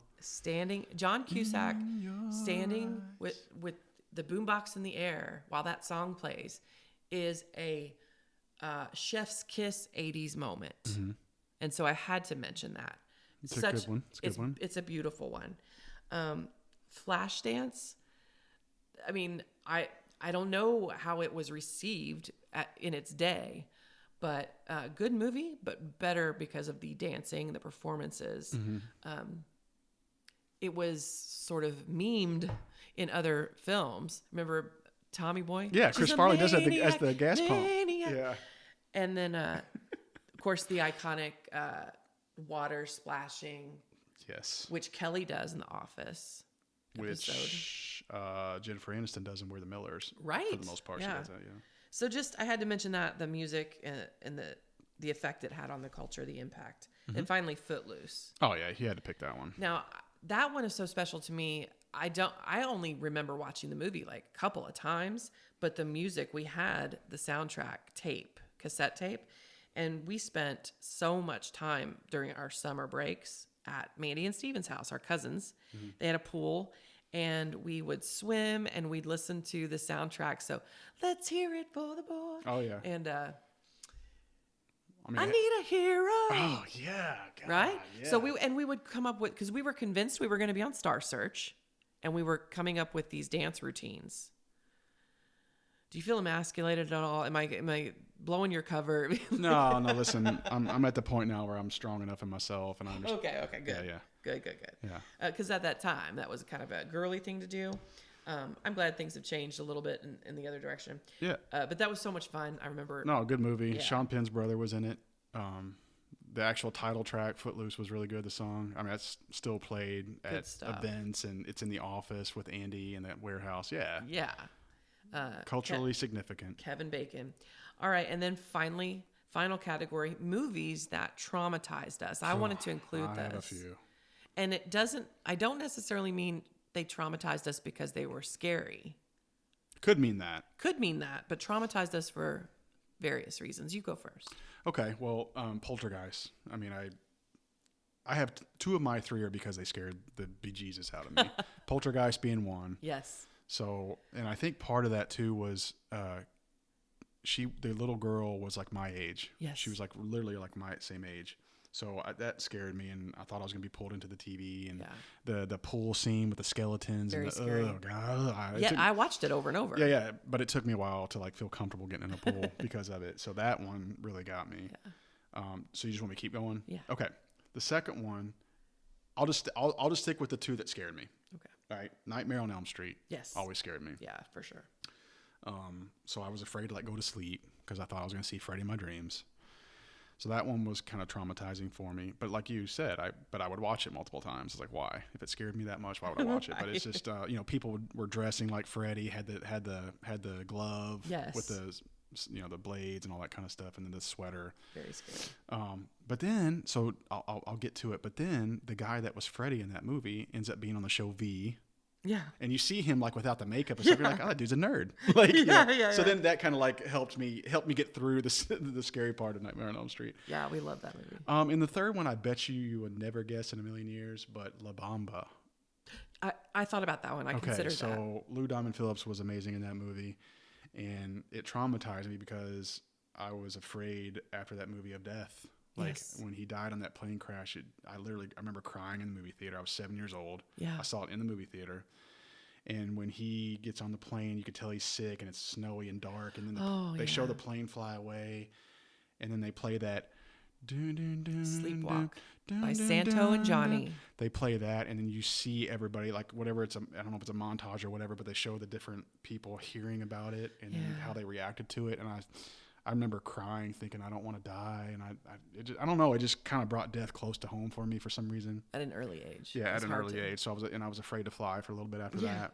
So yeah, I hear you. La Bamba really got me. Yeah, me too. I first of all was traumatized very early by E.T. I mean, it's classic. We have to mention it. But I would have never guessed that would be traumatizing to you because it was so sad. See, now my list is not because they were scary. My list is that they traumatized me because... Well, I wasn't even thinking of the scary angle. I wasn't prepared for the emotional impact. Okay. I was too young to be able to receive all the feelings that I was, feeling. So E.T., it was just too heartbreaking for me to handle. once or twice was enough for me. I liked it, but that was it. Okay. Too heartbreaking. And then the Never Ending Story. Well, before we get to that, Oh yeah. I don't know if this is going to go over well with anybody, but I kind of didn't like E.T. I thought it was kind of overrated. Yeah. A little bit. Right. I mean, I like it for the nostalgia. Yeah. I like it for what it symbolizes, because it does symbolize 80s movies. It does, but the alien thing, I wasn't buying it. The E.T. phone home, Drew Barrymore was so adorable. Yeah. But yeah, movie-wise, I wasn't that into it. But the sad. Yeah, I wouldn't be pumped to go watch it again. He got sick, and I was like, okay. There you go. But the Never Ending Story traumatized me, because to have to watch that poor horse in the quicksand, it was just too much for me. Oh, and Atreyu was just like heartbroken over this. Devastated. Horse. And Artex. you just had to see it slowly. It was just it was too much for my little heart. Yeah, the inevitability of it. Yeah. Ugh. And the horse looking at him and doing the screaming thing with his face. And yeah. And I remember being afraid of quicksand. Yes. Like anytime we took a family vacation, I was afraid of sand. I think I wanted to try to eat rocks after that movie. Remember the guy that ate the rocks? Yes. I think when I was a kid, I was like, I'm going to go see if I can try this rock. Rock biter. Oh my gosh. Yeah. I mean, they had a lot of characters, but that particular scene, it was hard. Mm-hmm. Another one that traumatized me was The Color Purple. Me too. Sharon may have suggested it, because I can't see us just choosing, because that was definitely more adult in theme. Mm-hmm. It wasn't like a comedy or anything. So I think she suggested it to us. And I don't know what age I was, but it broke me into a million pieces all throughout. Yeah, it was a hard one for me to watch as a kid. I mean, this woman suffers and suffers and suffers and bears it. All of it. And she just takes so much. And you wonder, how can this woman survive? And how can she be quiet? How can she just take it? And she has no choice. Like, the resilience of that character broke me. They took her children from her. Her sister. Oh my God. The scene where they take her sister away from her. That was hard. That was hard to watch. I could cry just talking about it. Yeah. And Danny Glover he was so good in it. Yeah. But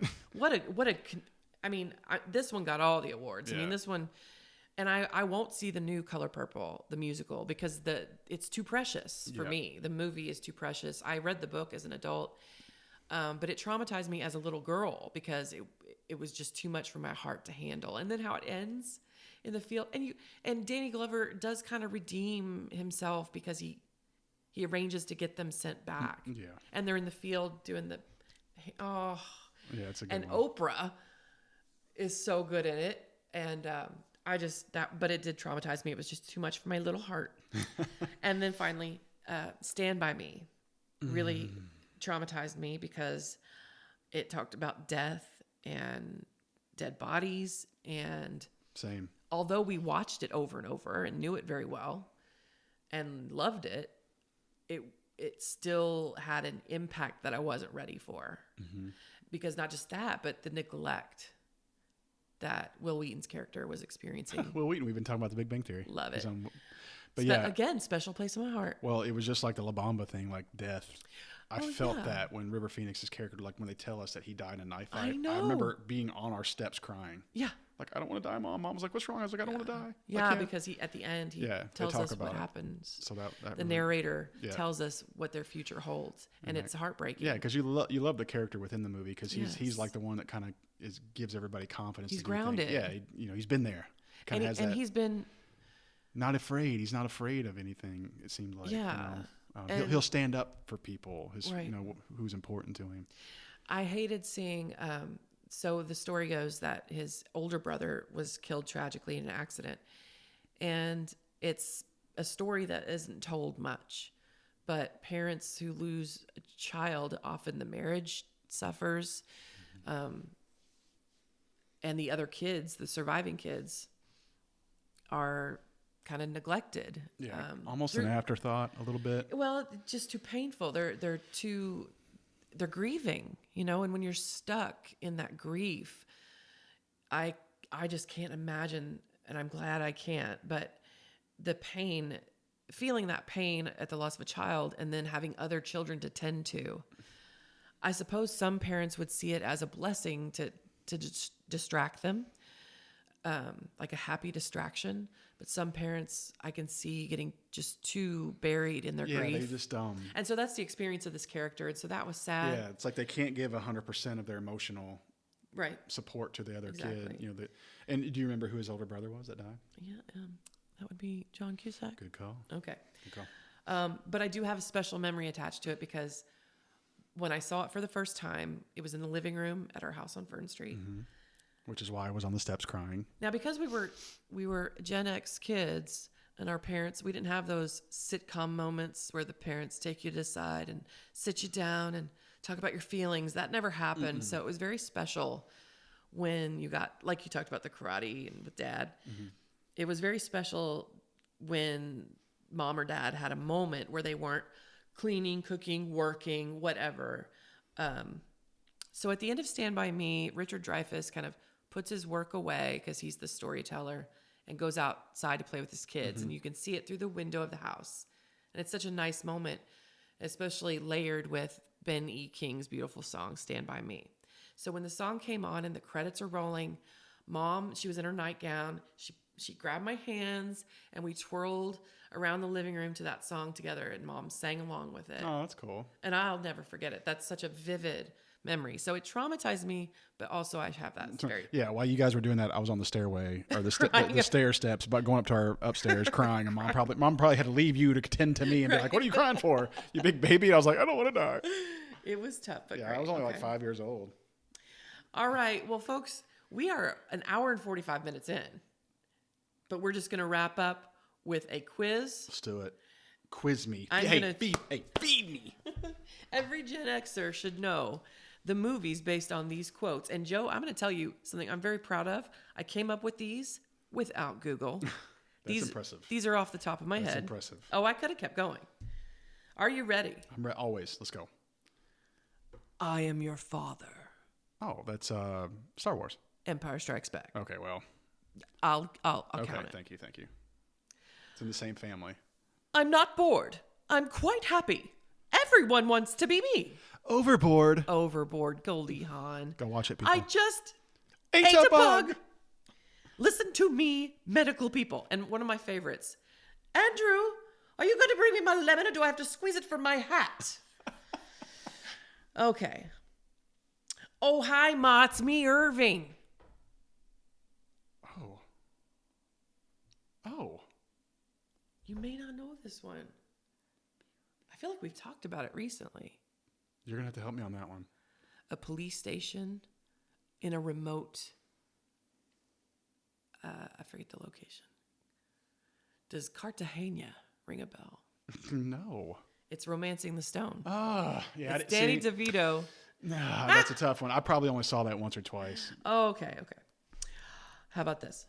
I'm not going to be ignored, Dan.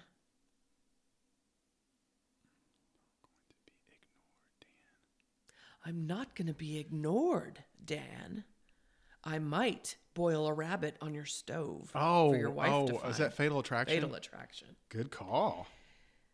Wax on, wax off. Karate I Kid. mean, sweep the leg. But that goes to our point. Like, that's all you had to say. Right. And everybody knows what that is. Everybody knows. Like, you couldn't have said the one before, and everybody just automatically be like, oh, well, that's... Yeah, sweep the leg. I could have said any number of things. Any of those. Yippee-ki-yay, motherfucker. Die Hard. Die Hard. I want you to finish this one. Okay. Life moves pretty fast. If you don't stop and... Yes.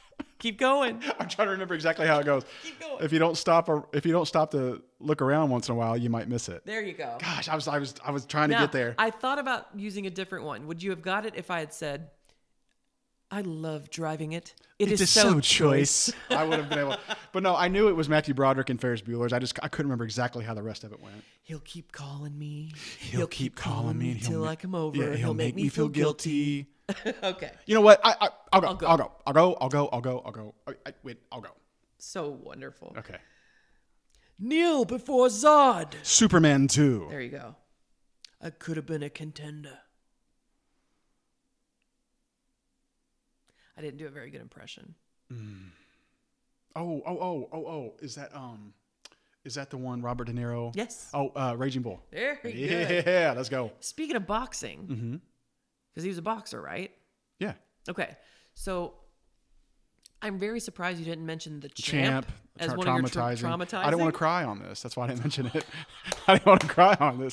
I pulled it out. Yes, of you. damn it. I'm so John glad. Voight, Ricky Schroeder. I'll never forget. Come on, champ. Wake up, champ. I I'll couldn't never take it. forget my I couldn't little take it. brother sobbing. I couldn't take it. My poor little brother. I It couldn't take broke it. his heart. Yeah, Oh, champ wouldn't wake up, damn it. He wouldn't. It broke your heart. I'll never forget it. Yeah. Oh, Captain, my captain. Dead Poet Society. I mean, I didn't really see it a whole lot, but I remember that one. I'll be back. The Terminator. Hey, you guys. Goonies. There I'm you sorry, go. The Goonies. I am serious, and don't call me Shirley. Oh, that's Airplane. Yes. That was like literally 1980. Airplane. Nice. Say hello to my little friend. Scarface. In high school, we had to watch that a lot. For this next one, I could have chosen any number. May the Schwartz be with you. Hey, I'm a Mog. Half man, half dog. Spaceballs. So funny. I didn't know she was Druish. Okay. Stay gold, pony boy. Oh, The Outsiders. Very nice. I don't know if you'll get this or not. But enough about me. Let's talk about you. What do you think of me? Oh. Can you picture who said it? Oh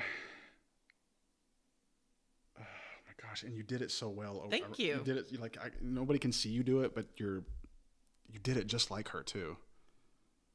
Do you need to hear it again? Yes. But enough about me. Let's talk about you. What do you think of me? I know this is gonna drive me nuts when you tell me. Oh my gosh. I'm sorry. I gotta let you tell me. It's Beaches, Bette Midler. Damn it. Bette Midler. She's so great. And then Well done. Well done. Mayim Bialik from Big Bang Theory. Big Bang Theory. I was so happy to see her join the cast because I was like, Beaches! God, you did that so well. Damn. And one of my favorite quotes from her, that's no woman, that's my mother. Another sad movie though. Oh, I know. The other character dies. Now this one you'll get on just one word. Okay. Or I will revoke your Gen X card. Okay. Inconceivable! The Princess Bride. Hello. My name is Inigo Montoya. You killed my father. Prepare to die. He didn't fall. I didn't have to miss.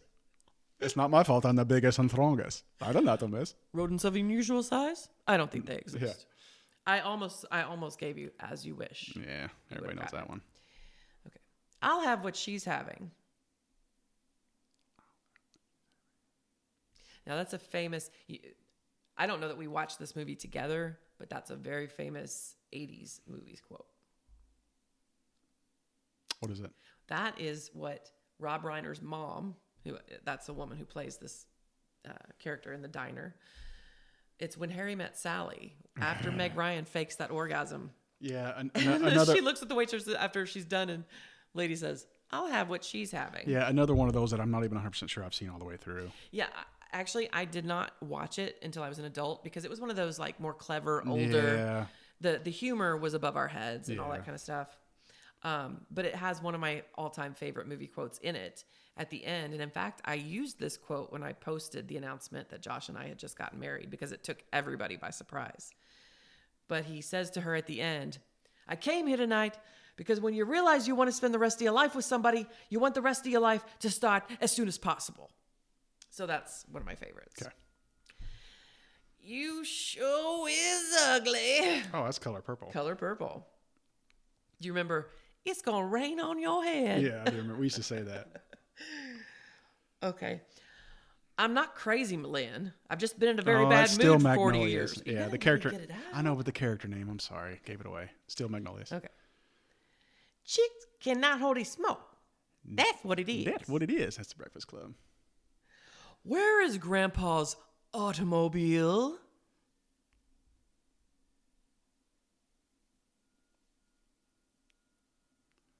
Oh, that's 16 Yes, married. 16 candles. 16 candles. Dong. Long duck dong. And you already said this. He don't even have his life in in Letha. Letha. Weird Science. Nobody puts baby in a corner. Oh, Dirty Dancing. Freeze, you diseased rhinoceros pizzle. Coming to America. Here's Johnny. Oh, it's the Shelley Duvall and Jack Nicholson. What is that name of that movie? Shining. The Shining. Sorry, I was getting there. No, good.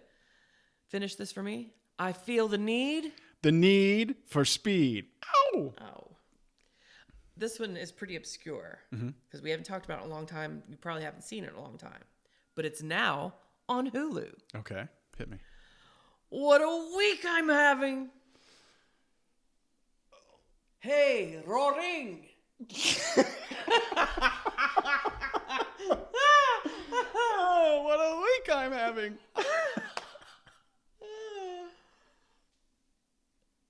One of the reasons I love Schitt's Creek is because Eugene Levy has my heart. I was getting there with Splash. Splash. That helped me. Such a great movie. Tom Hanks. Rottering. Early Tom Hanks. John is Candy. gold. John Candy. Daryl Hannah. Just great. Good call on that one. What a week I'm having. We did used to laugh about that. We're going to die and I'm wearing my mother's underwear.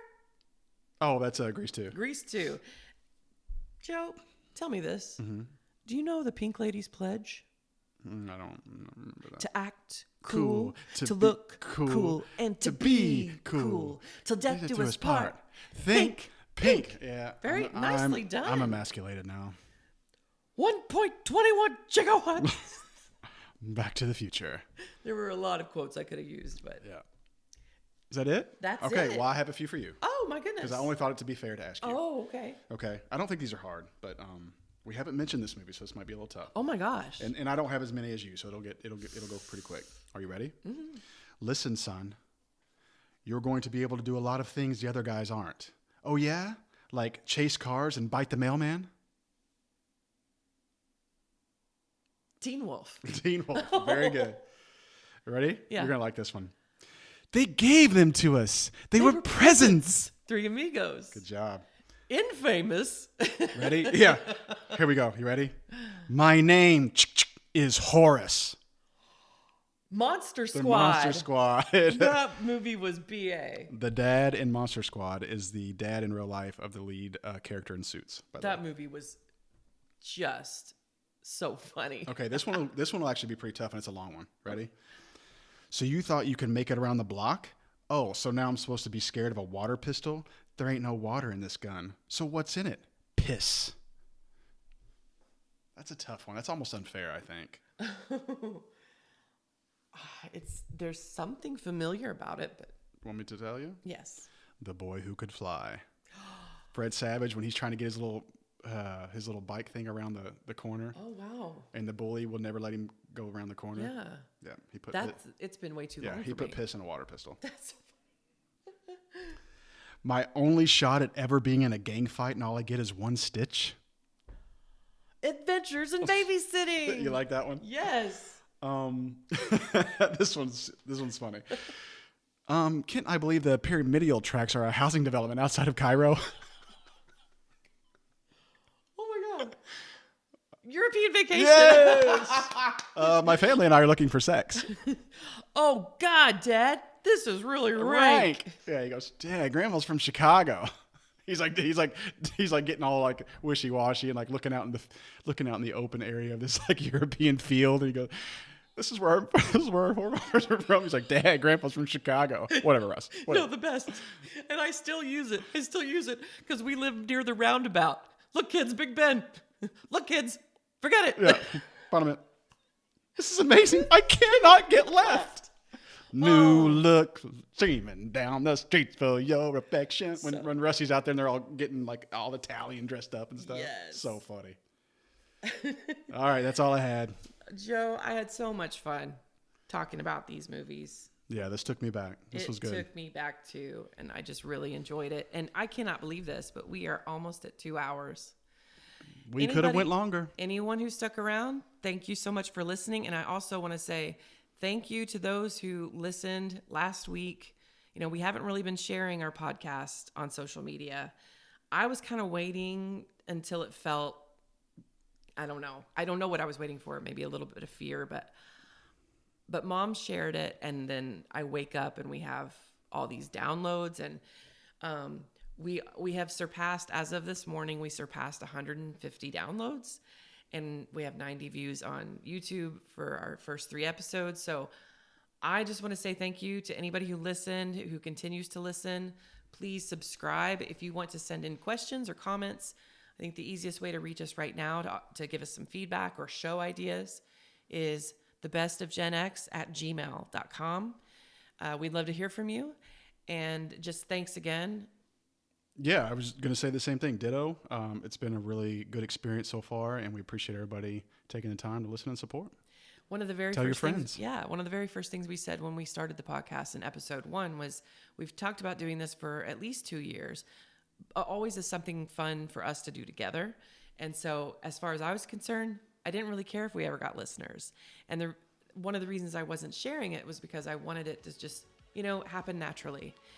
Maybe somebody stumbles upon us and maybe we gain a following. They're fine. If not, I'm perfectly content that just our parents listen. Yeah, 100%. But it's cool, and we appreciate it. We've gotten some really positive feedback, and just thank you so much, and continue to stay tuned. Yep, absolutely. Had a good time. Had a great time. Yeah, thanks, guys.